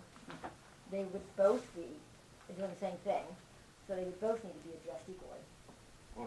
So, I would not support that, no. And that's something that we would need to check. Like I said, no personal use. It also says not for lunch. I mean, that's what the policy said that I just read. Don't use it for lunch, and things like that. So, I mean, there are things to prevent that, yes. But to not allow put the emergency management on the same page as the sheriffs, not the ambulance, because they're at their stations, but when emergencies happen in the middle of the night, they need to go. Well, I don't have a problem with that, but I do have a problem with if the mileage is not being turned in. But it is being turned in. I have the mileage right here. Now, this is the last one that he turned in, for this is August. All the lines are filled in, and it was turned in the proper amount of time. It's even now on your spreadsheet. Yeah, it's supposed to be the purpose of the trip, not just work. We Well- all know it's work, but we need to know if he's going to a meeting in Wichita, or whatever he said. Okay, so, and I noticed other ones don't do that either, like Ed, he'll just write office, office, office, office, or whatever. His is very good, his is very detailed. And some of the other ones too, they don't, and now, look at this right here, see, he has all his lines filled in. So Ed does not fill in the destination on his at all. And then you have, Deidre's very good, she fills in everything, destination, everything. She does real work, but then she doesn't, she's not in her vehicle all day long. Her vehicle is not her office. Like a lot of times, the sheriffs, their vehicle is basically their office. The same way with emergency management, sometimes, you know, when you're on the road and things like that, that's your office. But Yeah, what we're understand. saying is, some things that need prior approval then. No, I don't think you're saying that at all. I Well- just got back, I'm not sure what you're talking about, sorry. Well, I was talking about mileage for EMS, I mean, for the emergency management. Supposedly the mileage is not turned in or not turned in timely. Well, Or- they're not using the correct form for the way that they're set up. If the board decides that they want to call them a true emergency responder, then it will change a little bit. But in the past, the board has not made that determination, and so that department should, you know, falls into the area of having to provide information documenting that they're not using their vehicle for personal use, which includes filling in the destinations and the purpose of the trips. And that's not happening. And so, I mean, the other departments that they do that, like the ambulance department, director vehicle, they fill that out, and we have the detail. Health department, they do that, you know, the different ones, unless they're gonna be taxed. And they don't fall under the same as the sheriff. There's a clear division there. The sheriffs, they don't have to do that. But it's basically a commission call as far as how to classify that position. And then once it's classified, if they change the classification, then it would be a taxable mile, you know, basically, if you're gonna provide the vehicle for them to commute in and tax them accordingly, then we don't have to have the detailed records. And I'm not disputing the detailed records, I'm just saying they all need to be the same across the board. Well, and they are. And I would say, see now, in our policy, the way our policy goes right now, and this is all we have in writing for it, it just simply says the employee shall maintain a mileage log and submit it monthly to the department head. So that needs to be changed if it goes up here to the clerk's office and stuff like that. Well, So- you guys are the department heads of the department heads. You're their supervisors, but several years ago, the board had asked us to collect those on your behalf. So if you want to change the policy just for that, that's fine, but those do need to be coming in here for your review. You've requested that. Mhm. That's why we asked for them. Okay, well, that's why I was at, because it says, okay, I didn't know it was brought because the policy was not changed then, because the policy stayed the same. I'm just simply going by what we have in writing right now, and this is what we have in writing. It said it goes to department head. So, I'm just saying that I just think we need to have a more detailed policy, as to who can take them home and who can't. I would question though, the road and bridge on some of those. I mean, I'm not saying Jesse, but the culvert supervisor, The on-call person, I think, is probably, we need to look at. I don't know if it's even mentioned in there. it's not. There not are gonna a see lot that. of things that need to be reviewed there. When Randy Crawford was here, he bought a bunch more pickups, and Yes. they were providing them to more people. And Jesse's been looking at that because really mileage to and from their work site, it does not have to be compensated, and that's something that Randy Crawford started when he was here. I know a lot So of those that's trucks- something Jesse has asked me about reviewing, because he's not sure they need all those pickups, and or that what mileage we're paying is correct. It's just been a tradition or been something that was established by a previous director that has been carried on. And so that's something that I've been wanting to work with him on too, so And some of I the think trucks that's. can't, what she's talking about that was bought by Randy was up in the 150s when we bought them. They Yeah. was old state trucks. I mean, they were used. And they was high mileage when we bought them. We probably put 60 or 70 on them to get them But to that's 200. something we've already discussed too. Well, I think it's just good to concerning when you tell see you that your many policy. I think vehicles it's great. Yeah. with that many miles on it, knowing, wow, we may Yeah. get a bunch of them at once, and we can't do that. I think there was 4 or 5 bought by him. that had that 150 on it, now we're up to Yeah, I around don't know 200 the or so. specifics of it, I just know we bought quite a few, Yeah. that's fine. So maybe I misunderstood what you just said, to clarify a little bit, did you say we're reimbursing mileage to go to and from home? Some of these people have trucks, and I don't know, that's one thing that I've questioned with that department, when Randy Crawford was here and after, is whether that, I'm just agreeing, your policy needs to be tightened up. Okay, well, my question is, we're not reimbursing anybody for mileage today. Sure we are, we reimburse some mileage To and for, from work? No, wait. I don't know You're not- exactly, but there are you asking miles to the that are person, reimbursed. Yeah. You're not reimbursing to the person, are you? In some cases, for certain things, they're being reimbursed, and that's one thing that I think we need to be looking at too. I don't know the specifics of it. I know in Road and Bridge, if they don't have a truck, when they go and take their personal vehicle to drive the roads, that is That's reimbursed, reimbursing, yes, and not that's with the, appropriate. yes, yes. I just wanna yes. make sure that, Okay, and this is something Jesse you has want asked some me policy on about. that, I see. I would like to look at, make sure that we are following the law Okay. on all of those things. And quite frankly, I don't believe that we should allow anybody to use their personal vehicle to go look at the roads. Well, and it does stuff like say that. in the drive, yes, I think the reason that it is done that way is because if you have to drive that road in your personal vehicle, you're gonna wanna make sure that road is decent. Yeah, And yes, the mileage And- is compensable for that. and but you don't want a that's the grader reason it operator was. driving around in a grader looking with the blade up, because That's that's, the- part of their job, that's for the number road one, you- patrol people. you just don't drive around with the blade up, because that's the biggest thing we hear out there, you got the blade up all the Yeah. time, so. Yeah, So there's, that, I think But now that's, driving to your workplace for the day, that's a different story. oh, correct, In many cases. correct. And so those are the things I wanna make sure we're doing correctly, and Jesse has expressed to me he wants to make sure we're doing Let's those just things take right. John Doe for instance. John Doe lives in Peabody, Mhm. and his job is there, and so then maybe he gets shifted to Lincolnville or something. You may be talking about some reimbursement mileage there, and that may not be necessary. I mean, Yeah, there are specific rules about all those things, and Yeah. it's pretty complex in Fair Labor Standards as far as what is compensable for mileage and what isn't, so. so I guess I would ask this question, then, when you say that to take a personal vehicle on a road, because you really wanna see what condition the road is in, I got that, would we not then have a company car that would we use for that? Because I still am opposed to the individual using his personal car to do that. that was some of the idea for the trucks, what Randy Right, bought. that's was- why some of the trucks were Yes, bought, but, that was the reason for them to be out there instead of that, but yet, Okay. I think there's 4 or 5, I don't know exact numbers, but then the guys that, they've got 12 operators, so 2 or 3 of them, if it was on a day that they couldn't run the graders, they would get together in the same truck and go drive around, I think, or do something.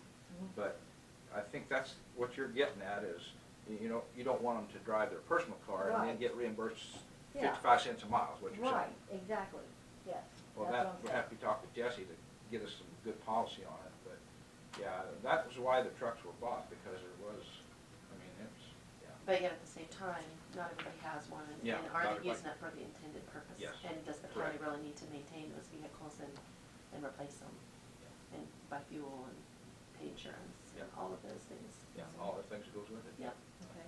so. So then we kind of agree that we need to update this policy on these vehicles and get some of this pulled together. Yeah, I think you need something a little tighter than probably what it is. Yeah. and, So, there's always room for, another homework assignment for you, sir.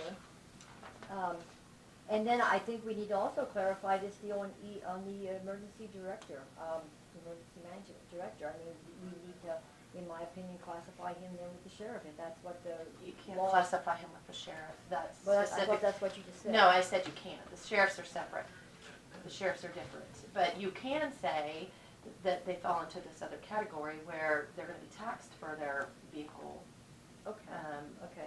and then not do the mileage reports that way. And I don't care about the You mileage. can require them to turn in the detail and keep them the way they are. I think the mileage reports are good, personally. I think the mileage reports are good. I'm more concerned about being able to have that vehicle in the middle of the night if he needs to go on a call or something, being able to drive it. That's what my big concern is when we talk about that. Right. I hear And what then, you're of course, saying. the mileage reports, yeah. I think that's, If I- we're I- not taxing the person for their mileage, for their vehicle, they need to be turning in the detail of where they're going and the purpose for the trip. That's part of that, if you're not taxing them. So, And where do you take that tax from? How do you? You put it in based on a number of days in the pay period. So you'll put in, I believe it's $3 a day, so you put that in as a wage, you tax it, and then you take it back out. It's called a wage in kind. That's how that's done. Okay, so then my next question is, as we're still talking about the emergency medical director, since he is a one-man band, and we know nobody else is going to be driving his vehicle, because that's also stated in some of these things up here about nobody else can drive it, unless authorized by the supervisor or different things like that. Everything falls back on the supervisor, it appears. But since he is the only one that drives that vehicle at all, and if we state that it cannot be used for lunch, it cannot be used for personal vehicle, or is that not? No, I'm just listening, sorry. What you were? No, I want to hear what you have to say. So I was just saying, if we tighten it up to where where it's right down to work-related only, okay? So you're not gonna allow him to go to lunch? That's what. Well, that's what it says in here. I think that's we a need different to- classification of vehicle that you're looking at there, like the ones that are parked at the building. Okay, That you can't just get in it and go to lunch, Go to lunch or go this or that. right, Yeah. That's not, I think you're talking two separate things, okay, so. so it could be. Okay, so I got you there. That could be. Sorry, that just sounded funny to me, that's why I had that look on my face. All right, okay, so now I lost my train of thought. You Anyway. said if no one else is driving his vehicle. Okay, so we know he's the one driving it, we know he's using it for his job. So then, he won't be taxed, or he will be taxed on it. Well, you guys need to decide, he either needs to be taxed on it, or he needs to provide the detailed information on And his that's the mileage only logs. benefit of being taxed, that's the only benefit by putting the detail, that's what that's all about, Yeah, taxing. because and you get have to that. be able to show, if you're audited by the IRS, that that person is not using that vehicle for personal use. It becomes a benefit. It's a if you look at it taxable that way. benefit. If, Okay. like, some of the cities and the counties have we're here like a rec, the city is more common, rec commission that they do in conjunction either alone or with the school district. Mhm. And they have a wellness center, and they allow all the city employees to use it at no cost because they're funding it.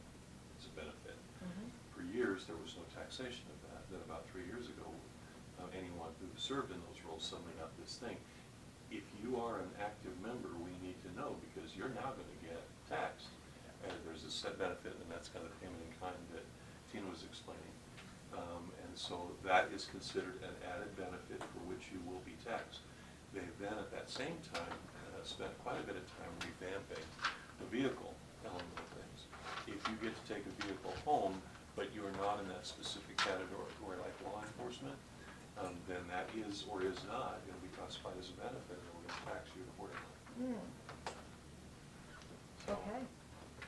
So, And IRS is the ones that all Yeah, companies, most not just government, I There's mean, a- private companies too have to Yeah, do oh, yes. this.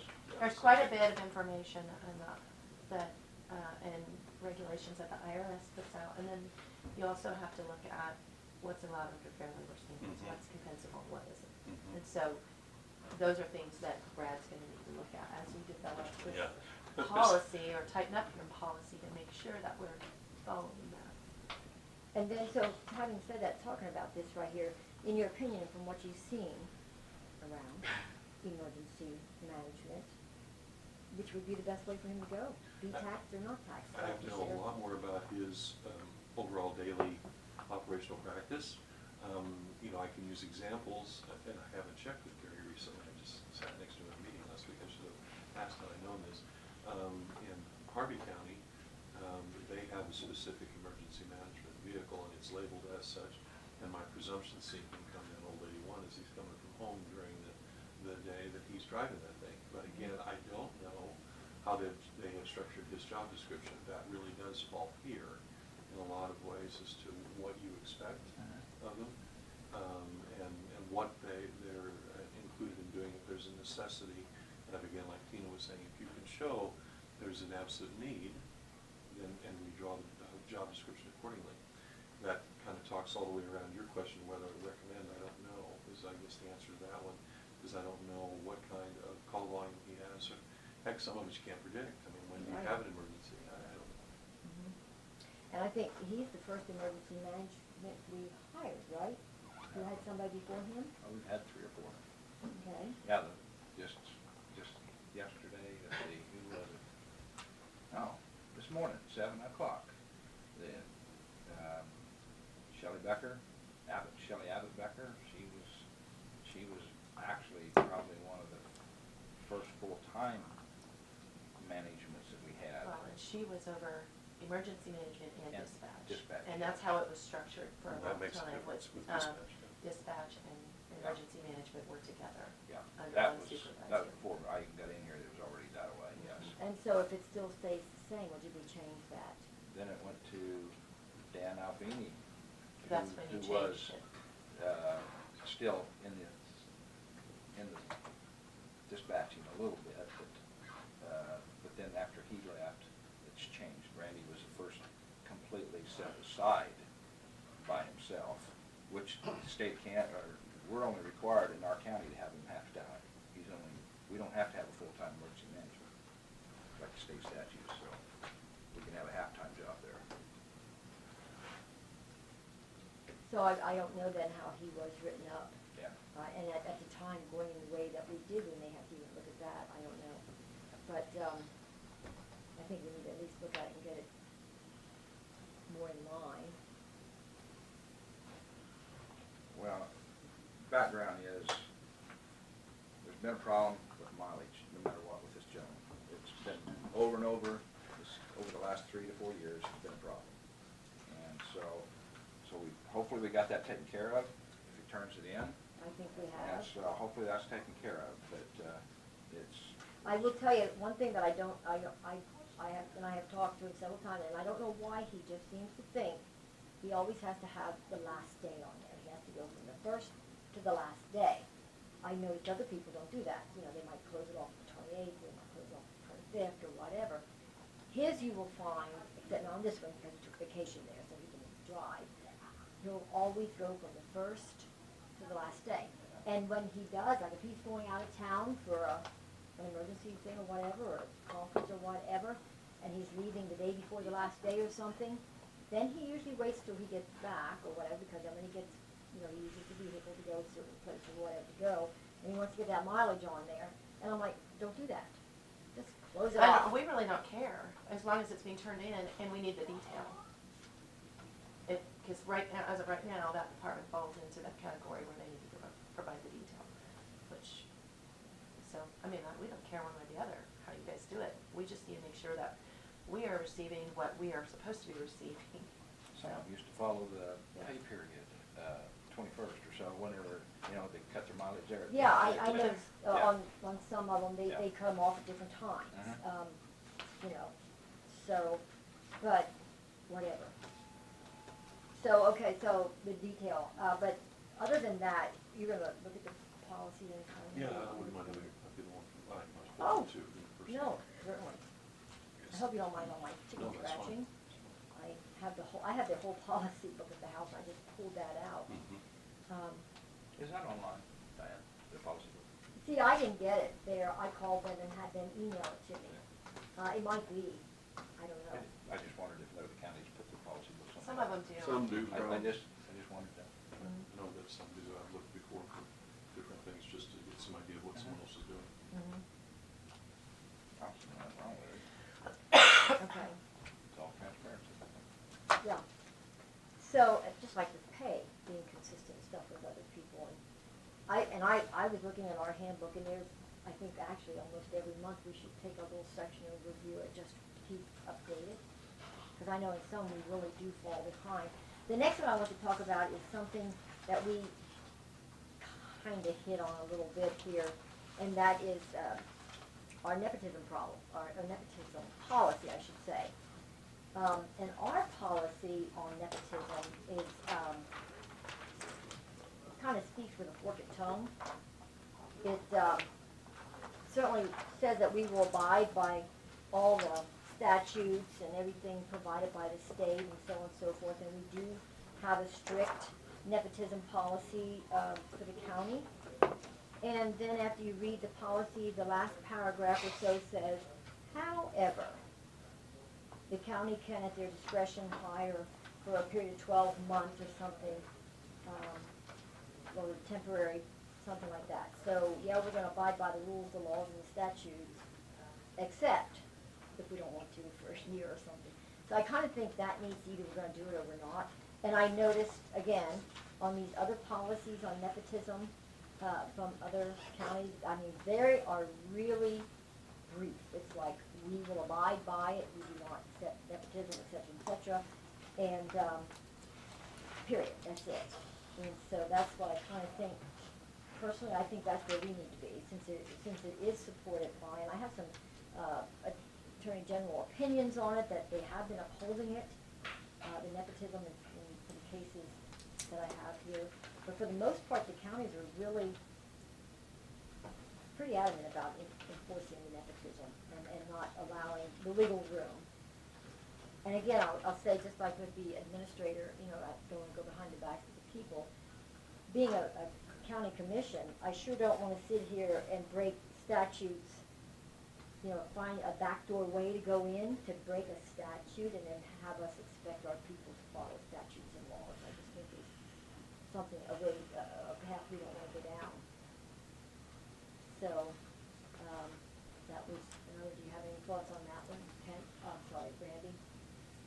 I'm just trying to think of where all your went there. All over the place. Okay. I'm just saying we either, yeah, I'm just saying that our statute is all over the board. We will, but then we won't, we will, but then we won't, or we will sometimes, and then we don't. But, so I'm just saying we need to tighten that one up, I guess, is what I'm asking. Nepotism is, I know all the employees ask when there was a county commissioner elected for District 1, how that could be. As a supervisor, be right under a county commissioner. go. I mean, that was the employees' thought. Mhm. Oh. They thought that was, they thought that was a nepotism, but it's, I don't think it is. I said, you know, I mean, it's, but that was their concern. But see, isn't there something, Mr. Jantz, too, when you have somebody, when it's voted in by the people, how does that work? There's multiple exceptions to that one, that would be a day-long discussion. There, again, there's also ways to address it more readily than there are in a straight up, when you have a department head and someone they hire directly underneath them that is related in that category. When it's an elected official, many times what ends up happening is recusals occur, we do different things to insulate and have I've utilized kind of the hierarchy methodology where you revise who supervises whom. It still ends up with the, you know, the elected official at the top of the chain.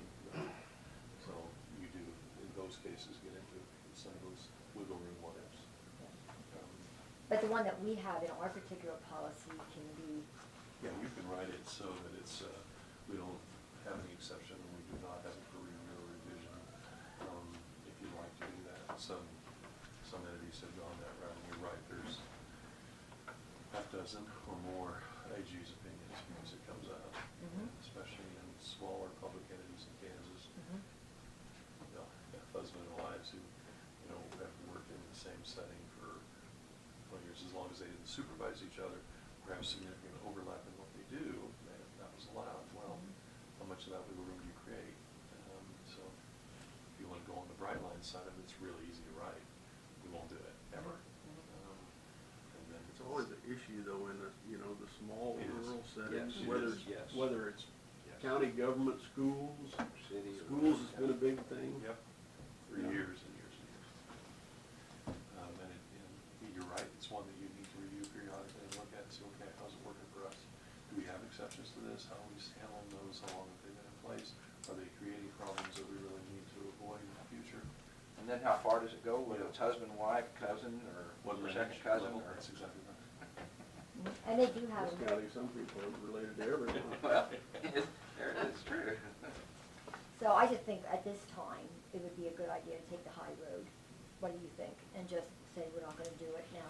If something rare happens to where it's the only choice we have or something, then we could review that differently, right? But then see, that's why that last statement was in there to give you the wiggle room if you have a situation that comes up. So if you take that out, I know, I I'm think just we afraid should take it that out. we'll run into it right away. Yes. Well, In a county this size, with our demographics and extended family, but we have Definitely doesn't hurt anything to review it. you know, when I was on the school board for 8 years, we ran into it all the time. Yes. And invariably where it causes you the greatest strain is with people who are both highly qualified. for That's just it, you know, you wanna hire the most qualified person. And they've been around a long time, you know, I mean, it becomes fact driven and it's And my hard. guess is that, like you said, that's why it was put in ours, To have, just to because be able to we have the a spe- flexibility if you we needed have a to. specific But see, I, demographic. with all due respect, Mr. Becker, I do think this way, when you have a law or a statute, that just disqualifies somebody, period. I mean, I think all that other stuff is the qualifications and all that stuff, really, from our point, should be irrelevant. I'm sorry, you're just not qualified, because. I mean, true, it would be nice to be able to hire both, but then we're in fact breaking statutes. I mean, do you wanna be in that position? I just don't. Well, if it's cousins, to me, it's a different story than husband and wife. Well, you're not gonna break a statute, you mean breaking your policy? Yeah. Is that what you Policy mean? and going by, there are statutes against nepotism and things like that. Well, yes, but they do give local entity home rule for you guys to do exactly what you're discussing here, how far do we wanna go, do we Yeah, wanna because I go think go. nobody's Yeah. suggesting that we should be breaking the law. Yeah, no, the statute is written in such a way that I agree with you, we have to recognize it. Mhm. It's a question of what's the limit of our enforcement? And they do give you guys that latitude in those settings to say, okay, if you want to you are empowered to develop a policy, and you can be more strident but not less than the statute, and that's always the standard with the lower level settings of home rule. But home rule by definition does give you the power to take that policy and expand it just a tad, the way they wrote it. I mean, they contemplate that. You know, I know what you're saying. I mean, but nepotism is absolutely something they discourage and say, in some instances, it's absolute, you can't. But they still leave, unfortunately, some wiggle room for you guys again there too. You can set certain policies and standards that will allow some things that otherwise someone could argue for nepotism to occur. And I had heard some feedback, and that's when I pointed out too. Yeah. And people will immediately point fingers. Mhm. You know, as soon as you hire somebody, Mhm. then it's They egg just on our got that face. job because, Yeah, I know. and it's egg on our face. And so again, I'm just trying to protect the county integrity as a whole, if we don't get it, just so that we don't get into that position. So that's where I'm coming from. So you can comment on that at all or not? Well, you know, like I stated before, I think that's why our legislators allowed that latitude, is because they realize that rural Kansas, you're gonna run into these situations, like I said, whether it's a governmental entity, a school, or you just are, you know, and so at that point, do I no longer consider that person and take someone with far less, you know, qualifications or something?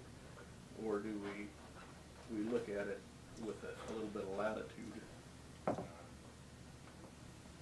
just seen some of our supervisors, we've moved the supervisor over from one department to another, and if his cousin's in there or something, you know, it just happened to be in that area or something.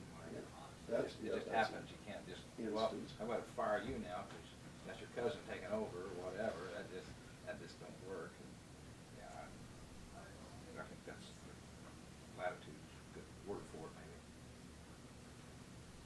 We didn't get nowhere, did we? Well, we can still review it. And for example, what I can always do is what we've talked about in the past on occasion, I can bring something to you and say, here's what it would look like if you want to make it absolute.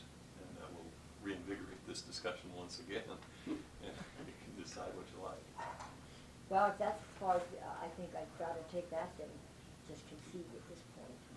And maybe we could sleep on it a little more, a little longer. I need to get mine back out. And again, that's what Tina was saying, I agree with that.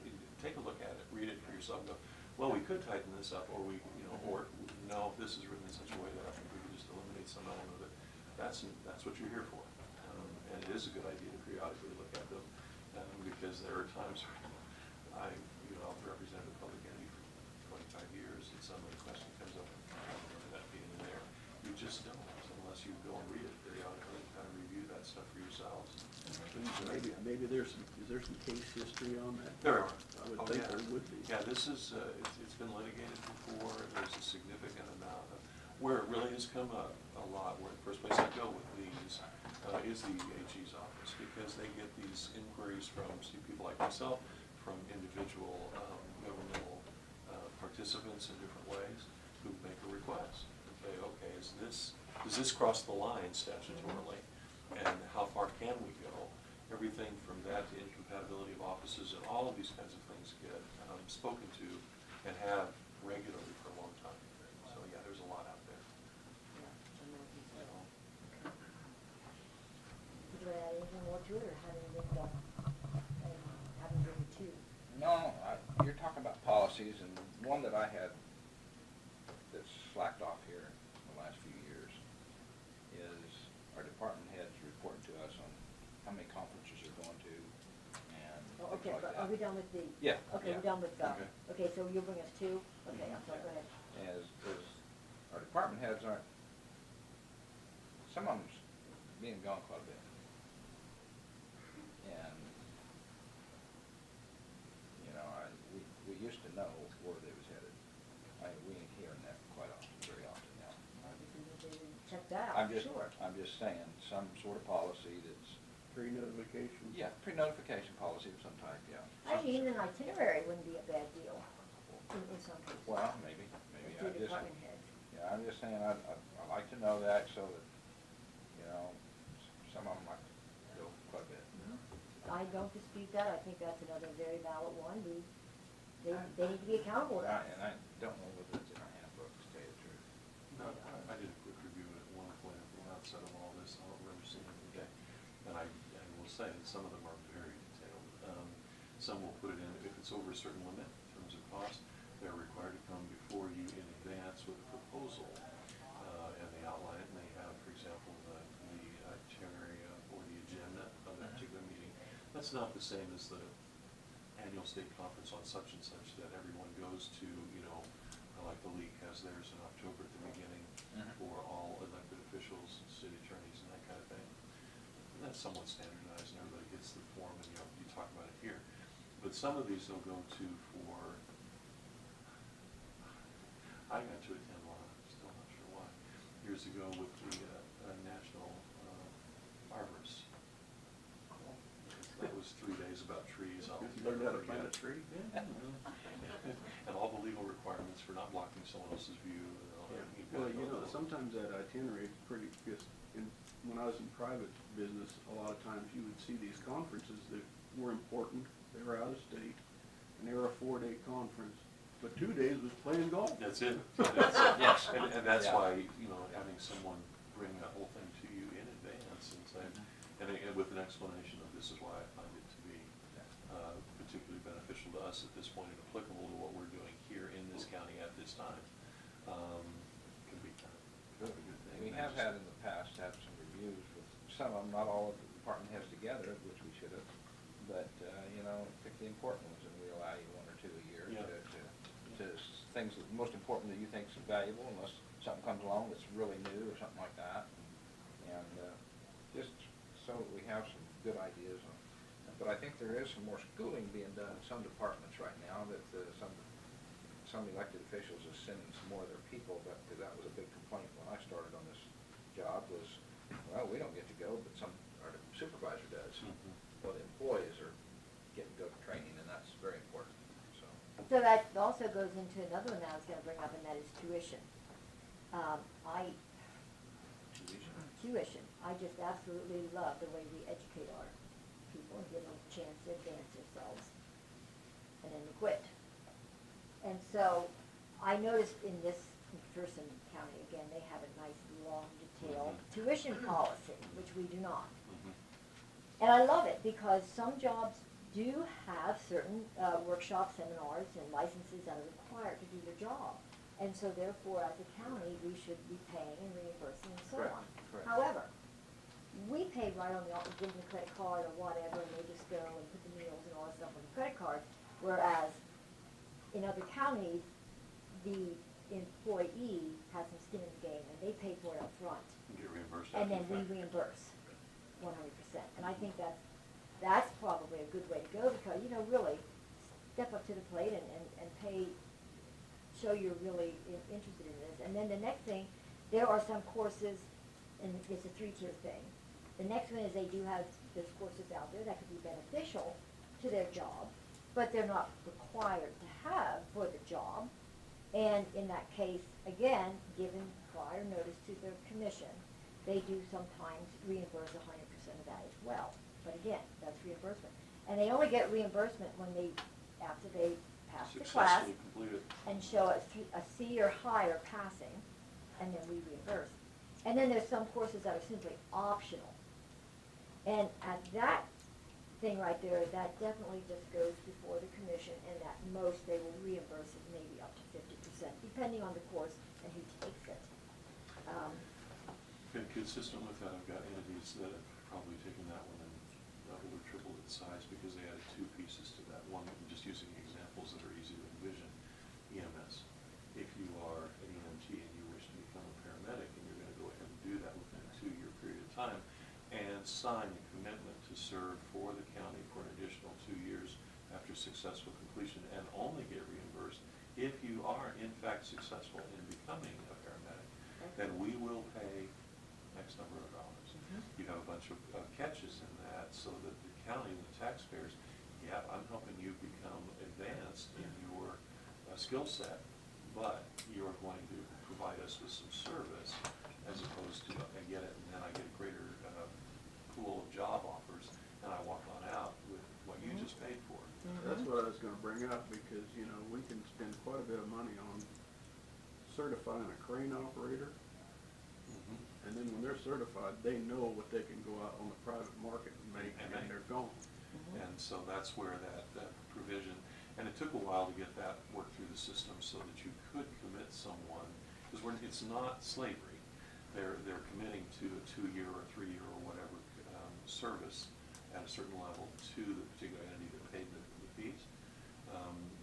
So they don't want to do that. So I'm not going to do that. That's fine. Write us a check for every dime that we give you over this period of time. We've had some time invested in that when they've been off and doing it, but at least all of your dollars come back.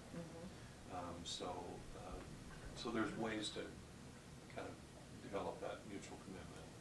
And EMT stuff, I was just thinking, it's 1 year with us. I mean, we have a written contract for that, but it's just 1 year. I was interested, when you said 2 years. Most of mine have been 2, Really? and that's just how, part of it may be a chicken and egg thing. Yeah. The first ones that I did it with, they felt like it was a 2-year time frame for them to feel like they were getting paid back, Yeah. you know, in service. And then I started just using 2 years on a lot of those, and so some of the others. So you're the have come in. culprit. I may very well be. Okay. Well, sometimes I feel like the county, you know, gets to be a training ground. Oh, they And do. that's what we want to totally stay away from. Yeah. And I like the 2-year. Yeah. I think that's, you know, Yeah, it's, seriously, That's fair. it's a commitment kind of, and again, in most cases, it was easy when they sat down and really looked at cost, and if they were paying 100%, that it took more than a year. You know, working in this kind of environment where it's not something you're doing full-time, you know, to pay it back enough that you felt like. and I know another couple places where the county got bit, being our policy currently, is when we pay in advance, or we pay for the school, and the student failed. We don't have anything in place really that says they need to pay us back, or should, yeah. And unfortunately, there are those people who give it their all and they still can't do it. Well, again, part of this is dependent upon you successfully achieving what we're paying for. If you don't get that, why would the county be the one on the hook for that? You're the one who failed. And I hate to say it that harshly, but, and again, I'm not saying someone doesn't try, but there are some people who just, they get to the end of it, just can't do it. Right, exactly. And I think we need to address that too, and include that, because I know we have been bit on that. And then some of them have taken it even a step further. That last category is they'll let them go and get a degree of some sort. You know, like I had one where they grew their own administrator. They had someone in-house and they, over a 2-year period, went to Wichita State, got their master's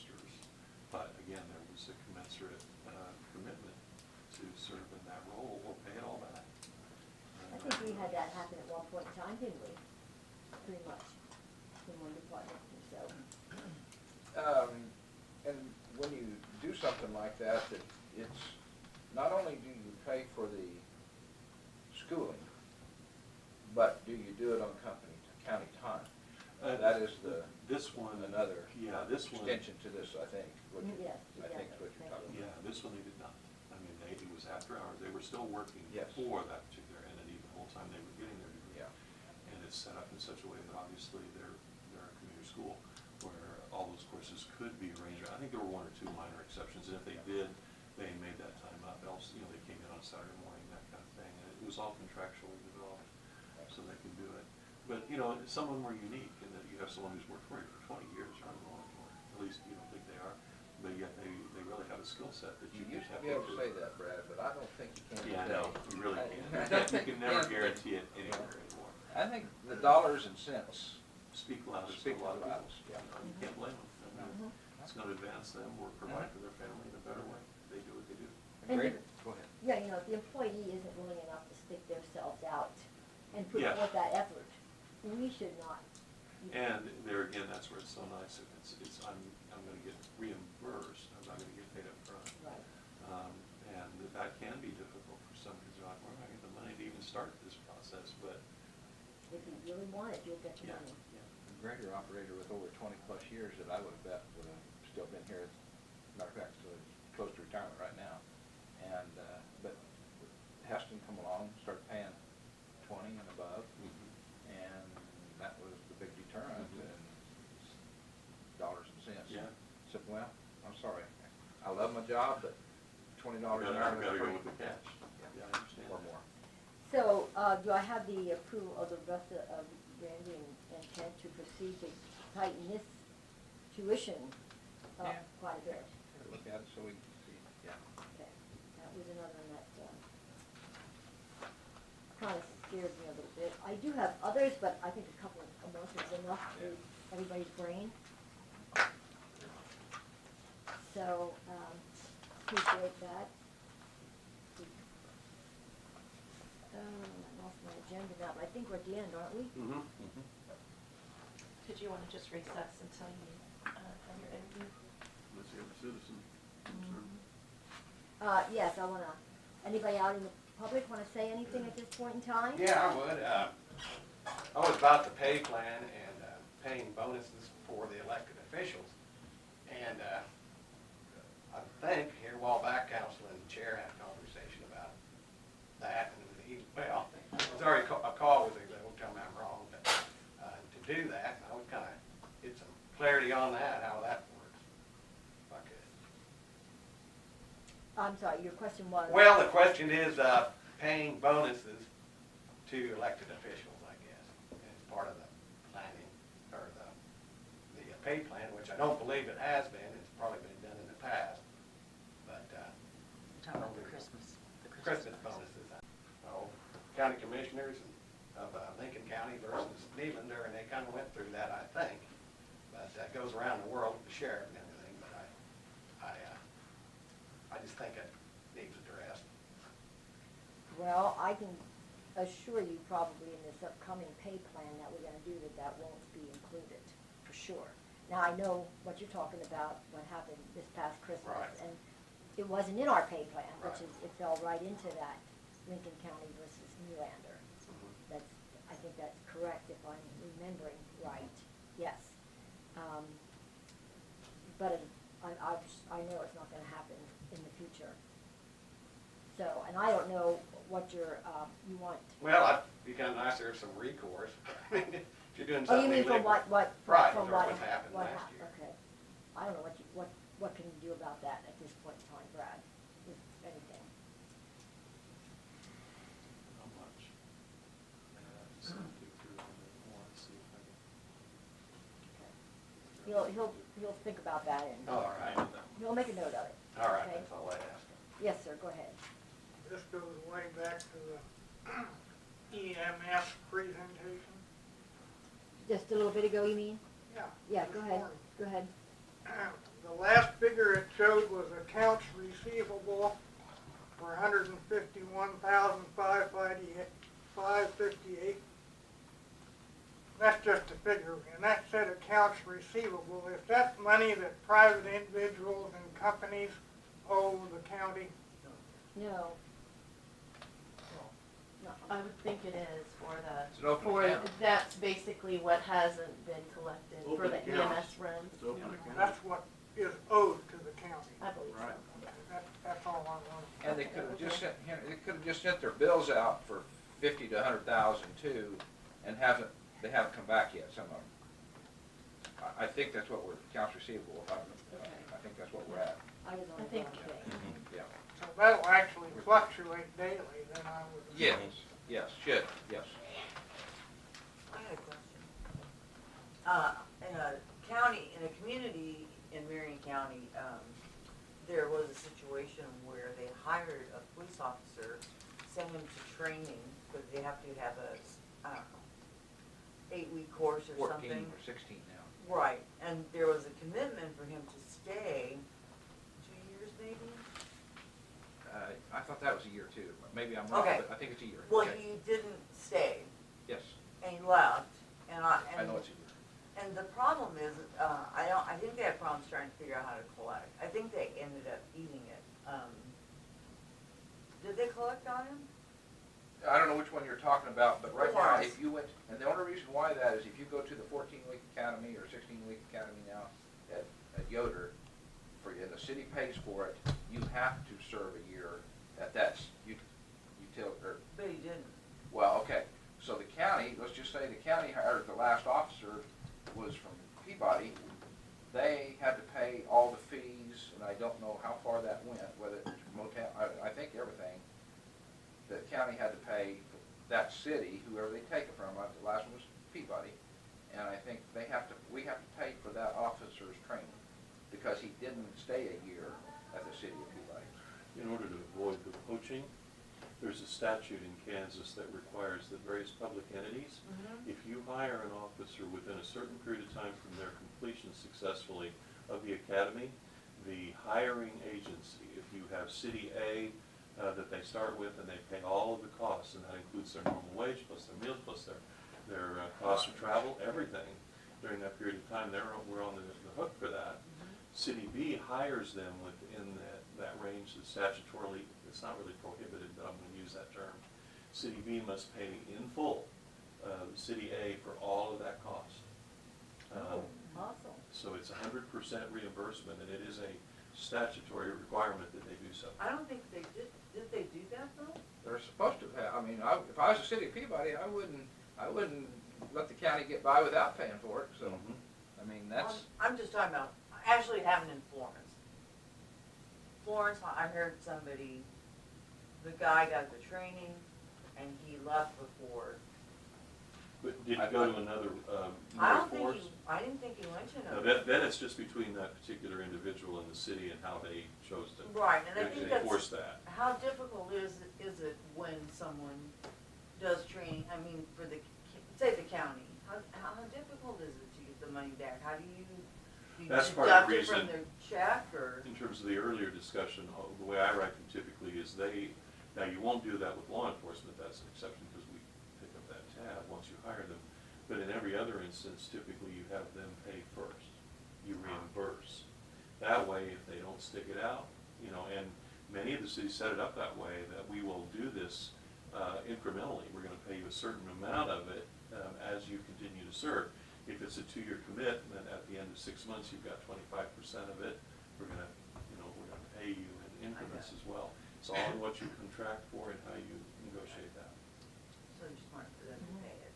hey, I misunderstood. I'm on that part where they go from, and it could be from, we could have trained an officer in the county and then the city took him away from the county. Yeah.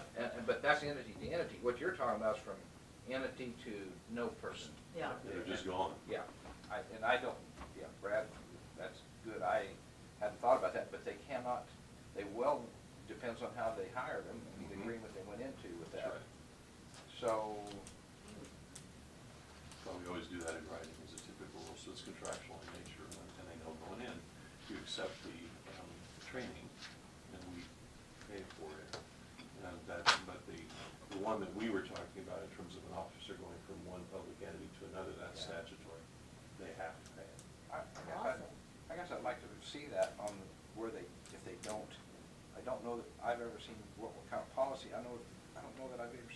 policy if they don't finish the course? Well, Peabody did have that tipped over. He tipped over Peabody. He went and got within 2 weeks of the, it was A's, hundreds. But he quit, Didn't just want said that, it. right. And I don't know who paid for that. That Within happened years ago. 2 weeks, what do you mean? Within the 2 weeks of finishing the course, the 16, 14, back then it was only He 8 never or 10 certified, weeks. he didn't finish. He just didn't Oh. finish it.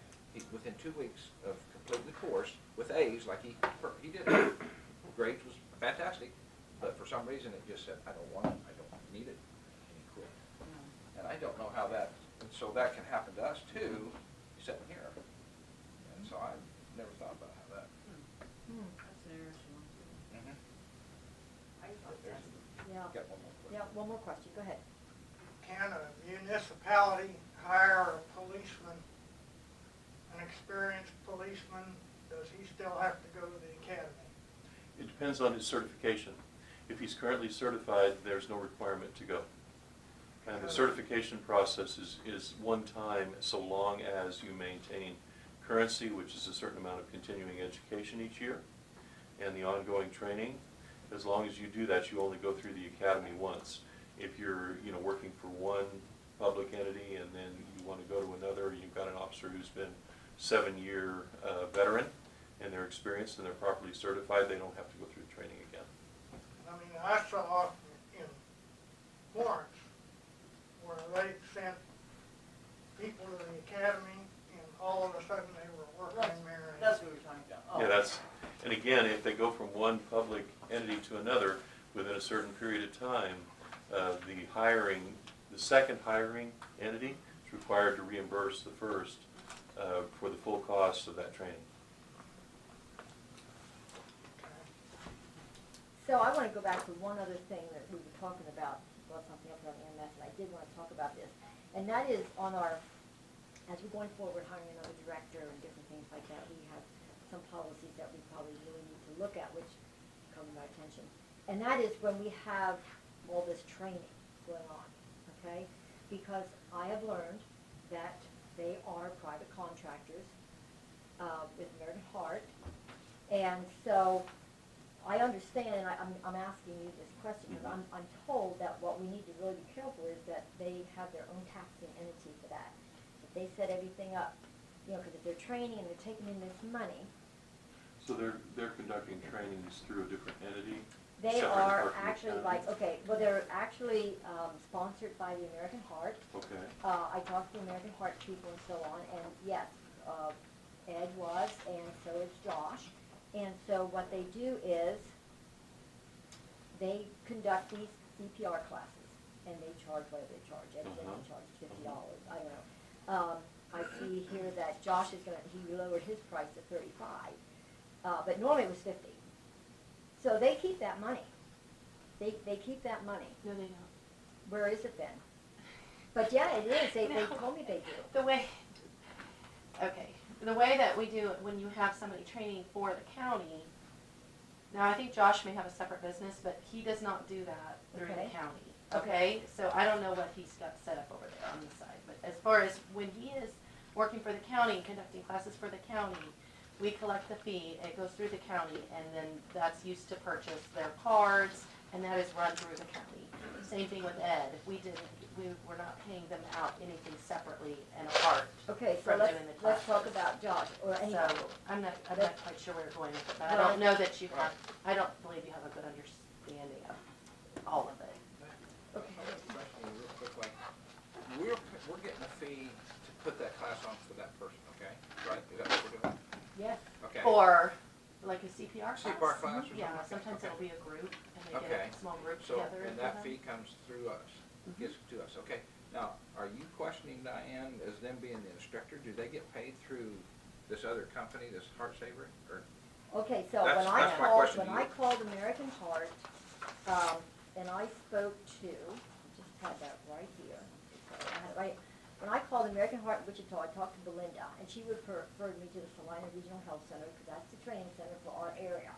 And I spoke to Rita, and Rita explained it all to me how it works. She is also a private contractor, and yes, she works after hours, and she puts on classes, and if she has one person in that class, or 50, Okay. whatever, doesn't matter, and she charges whatever, $35, $50 at the end of that class, there is a fee for the card and so on, but she keeps the rest of that money, because she's a private contractor to American Heart. Now, what I was gonna say is I did talk to some, directors from other counties, who are also familiar with this, and this is the way this, it's kind of like your appraisers, they kind of have like a pool. Now, this is getting into a big deal too, because they do the same thing here, and they have their classes, and because they're private contractors, but where I was going with this is, since they are county employees, as brought to my attention, we need to somehow set a standard or something to where, if they're gonna do this on their own time, they need to have their own taxing set up, so that it's not entangled with the county. And when we have So- classes, they're doing it on county time. The county is paying them for their time. We're not, when we're doing classes through the county, so that's where it's different. Okay, yeah, I got that part right there, but they do private classes, they do it for all kinds of stuff, and Ed sat here too and said he does anywhere from 200 to 300 a year, which is, I think he's just, I maybe don't believe exaggerating it. he's actually doing He's actually done classes 80 classes this year so far, and how many were in that class, I don't know. And I guess my question, and I've been asking for quite some time, was trying to find where this money was coming into the county, because I didn't see it, and I'm sure you probably know where it's coming in, and you can show me. But even just basic math, if you did 80 classes, and you had 5 students in each class at $50, that's $20,000. I don't see that coming into the county, I just don't see it. And all I'm saying here is, going forward, we need to button this up or make some rules or standards on this as well somehow.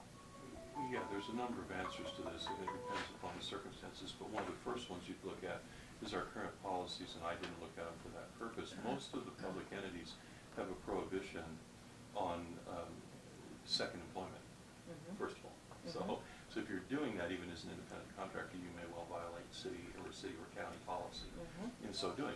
However, there are also instances where they allow it by express approval, and yeah, that's going to be,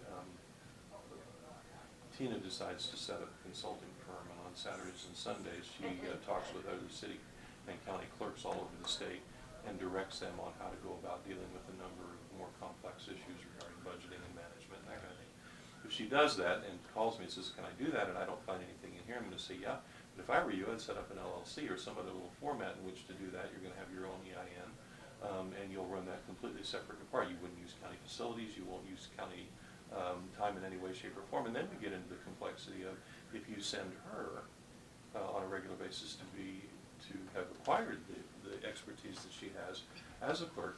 I've gotten into that argument several times. Well, wait a minute, you used what were resources of the public entity that got you that education, like we talked about earlier, for private gain. Now we got a problem again. How much of that do you pay back to the county? So it gets complex quickly. Most of the time, though, that a lot of that's avoided in most of these settings because there's a prohibition on other forms of employment. I do know, yes, in emergency medical services, those guys have like CPR and certain types of basic first aid treatment and stuff that they'll go out and they'll either do them as a public service type of a course. If they do them through these entities, typically it's going to be with the county and it's sponsored through there, so the monies flow through us and we compensate them. If they are completely separate and apart from us, then they better be completely separate and apart from the county and would have to have that kind of information. If they didn't, we've got ethical, criminal, moral, And I think, civil yeah, problems. exactly, and I think it's really worth checking into. Another thing that I kind of, the deal that I had was on this is, we pay tax dollars to educate them to be trainers, and then. That's what I was saying earlier. You get into that element of if you're using, if it crosses into the area where the only reason you're doing this course, I couldn't do it. I mean, I've taken the course, but I couldn't be a trainer. I couldn't be an instructor, is because you have a certain skill set that you acquired or continue to certify through your primary employer, then we start to have issues. And they're all, again, they're fact driven. Depends on the different cases and how, what's presented. Right, I Okay, understand.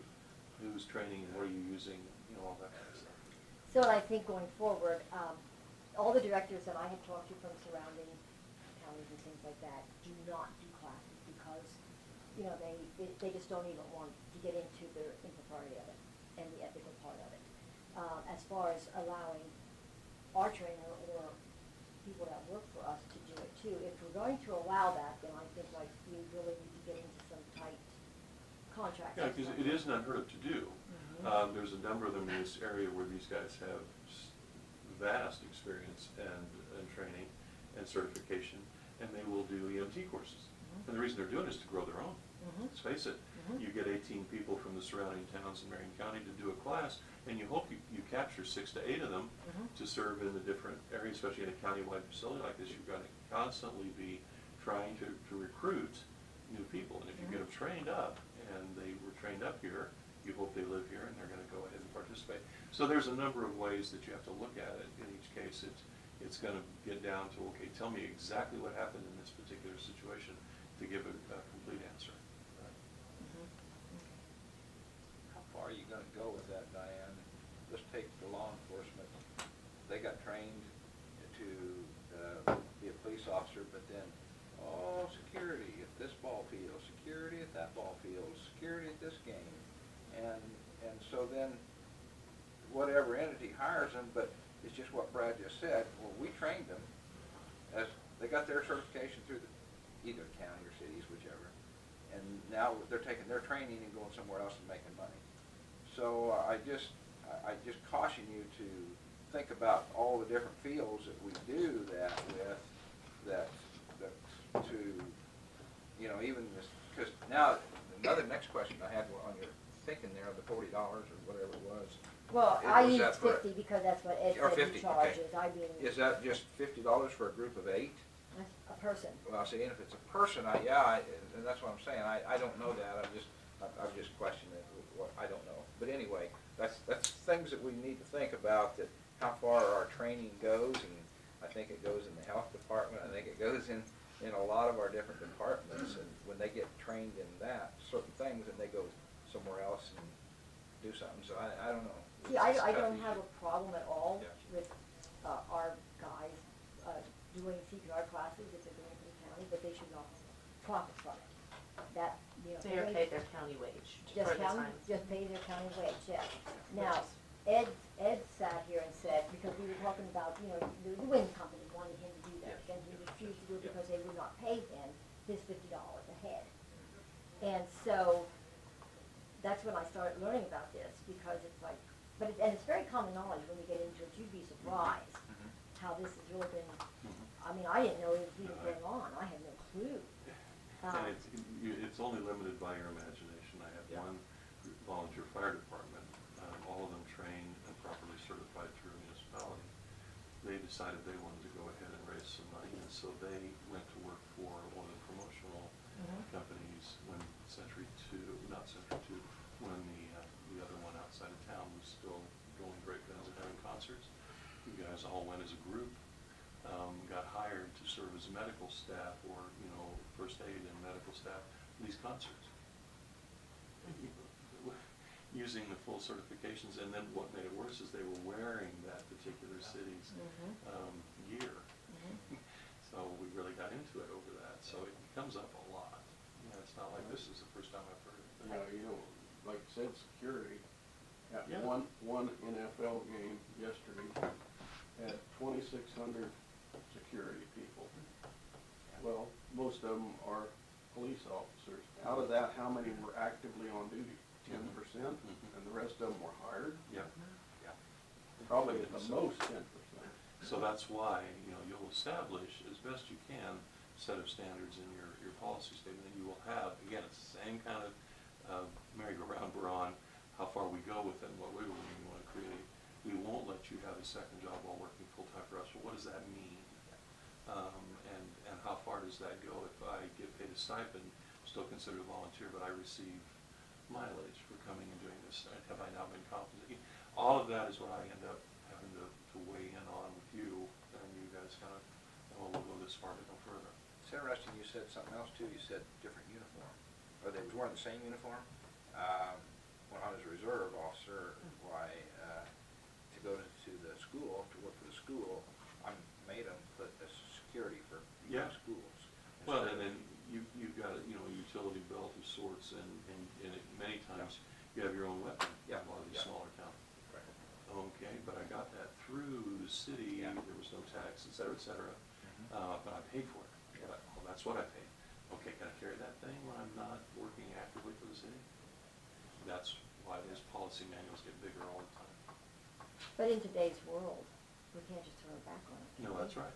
And we You- can't overlook. That's why, again, I wholeheartedly endorse going through them. Sometimes I'll have different entities that will say, okay, the next 6 months, we're gonna go through this thing and devote a certain amount of time to the entire manual, front to back. So one, we're familiar with it, and two, we've updated it, and three, we've made changes that we really feel are where we are today Mhm. versus where it was 10 years ago when it was last really rewritten. Mhm. Can I ask a question? So, yeah, I was, like I say, some of this can turn out to be huge money, Mhm. huge money. So I would like to see the, the deposits made. I'd just like to see how that happened, because I've been working on this for months and asking to see, because I could never see where the money was coming in. None. Right, because we don't track it that way on our site, it's being tracked in EMS. Mhm. So, we're working on developing an account I line was over for the- there and she said, they don't have it over there, you have it over here. Okay. We have now started a descriptive line item in the ambulance fund to set those out Mhm. for us to show the income, and then what the money is, the way that Ed has set it up, he was spending the money to buy new equipment for those classes. So Mhm. that was the Mhm. expense line item. Mhm. And he was tracking that through the Marion Crew Fund, and that's where Jamie had it. But just to make it easier to track, because we don't have a way in Yeah. our system to do that, we're working on moving forward to where we can see that coming in and going out. And you'll see it on your monthly reports then at our level. Mhm. But we didn't have it before. And Jamie did provide information, so Yeah. I can get that. Yeah, I'll fill out a coma, a quorum. I'll just get it and bring it to the board when I have it all. I'll just bring it to all of you. Well, if and then Jamie, you if you don't say have to- Jamie has it over there, I can just go get it, don't waste your time if she has it over there, that's fine. But Okay, when I was if over you there, wanna she do didn't that, that's have it, great. so I was just, like I said, I've been reading these darn reports. for And I so do wanna long. mention, and Jamie has mentioned to me that fee was increased recently. It wasn't $50 for the past however long. Well, It was and, more of a recent change. That's So fine. you're not gonna have $50 times Wait a 200 minute. people showing up in there.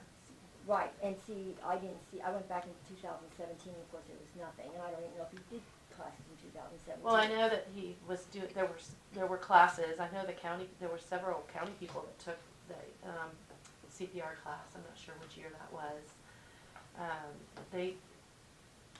The way that it's done in Marion County is if the director or another person in the department is doing those classes, then they are paid as part of their time with the county, so they're doing it on county time. So they're just getting their wages. They're not getting money from the American Heart Association or from the participants for them personally. It comes to the county, it's put in, and then the cards themselves are purchased with county funds. So that's how it's been set up. And that's the way that we've been doing it. We aren't paying any payments out to any individual to put those on. So. Through the county. Right. And I got that through the county, I'm talking about their personal business here. Right, and that's not two being different done things. for, I don't know what Josh has done. I know he has a business, but I don't know that, I do know that any classes he's put on through Marion County EMS have been paid just as regular time to him during his county time, so. Okay.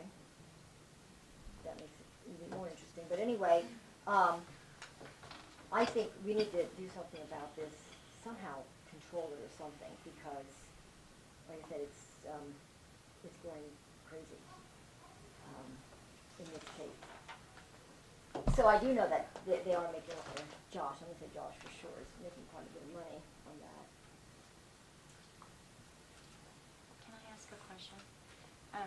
When EMS goes to a football game, that means they're taking that off duty. But the county is still paying those people. Mhm. Does the school get charged for having the EMS there? Because don't that's know. taking that ambulance, Well, and they're they have to not stay off- there. They're not off duty, they're Yeah, on but they have to standby. stay there. Mhm. Yeah, they're- Sure. And so they can't go anywhere else. No, they're supposed to stay there, right? They have to stay Okay, there. the way that I believe that is done is, they do pay some sort of standby pay, Okay. and that is typically, I believe, gone into the crew funds, like, so for Peabody, Like the crew, their the specific schools crew pay funds. something. I don't know who pays exactly, but Okay. I Well, do was know just that curious that's where that because, is. you know, it does take it, they have to stay there unless they have an emergency from. Right, unless they get a call. No, they can't. I don't think they can leave. That's the way In Ed very, described in it. very I don't think the football game can specific go on without instances. them. Right, right. They have to have somebody en route, In route to somebody, come back them yeah. up, yes. There are only real specific instances when they can leave, I think. So that's why I'm curious if the schools pay something for it. And so, I didn't know, but that, I questioned Ed on that a long time ago. Remember when I was first figuring out the number of calls, Yeah. I deducted standbys, Yeah. because I did not know. I didn't know what it was. I thought they were just standing by, and I did not know that they were actually going to ball games and different things like that and staying on site. And he said that it's dispatched or something, and they need to actually go, and they need to be there. So Ed clarified that for me, that's why he puts it on his report. Right, We do a and there lot of is some sort of standbys. pay that comes in for that. I don't know how it's structured and I don't know who's paying it, but I know that it's going in, I believe it's going into the crew funds for standbys. But see, now that's interesting that you say that, because even if you go back into crew funds for the last year and a half, well, in fact, in the year 2017, there was no money into crew funds at all. Now, in 2018. We don't budget that way, and we've had crew funds for I don't know how many years. But on his revenue reports that he provides to the county every month. Now, I noticed in the last 2 months, there are crew funds, but they're pittance, they're like 900 here and 130 there. I mean, there's not a lot. So even saying that, the dollars just don't seem to be adding up. I don't know, I'm just wanting to put the pieces to the puzzle so that we know we can make a firm policy going forward as to what the right thing to do is. You know, that's all I'm questioning, because Sure. it just isn't adding up. Yeah, because I don't know where to look for it, and nobody can show me where to look for it, where it's, I know you say it's going here, it's going there, just like donations. I know there was quite a bit of donations given to EMS, but I don't see any donations have ever come in. But you may be, and there is a line item for donations, but they may be going into another spot. And even when I asked the CPA, he couldn't tell me where they were going in either. So it's just it's just funny that I can't, it's a lot of money, and I just wondering, I can't put my finger on it. So, it's interesting. Make a motion to recess till 1 o'clock. I'll second it. All in favor, say aye. Aye.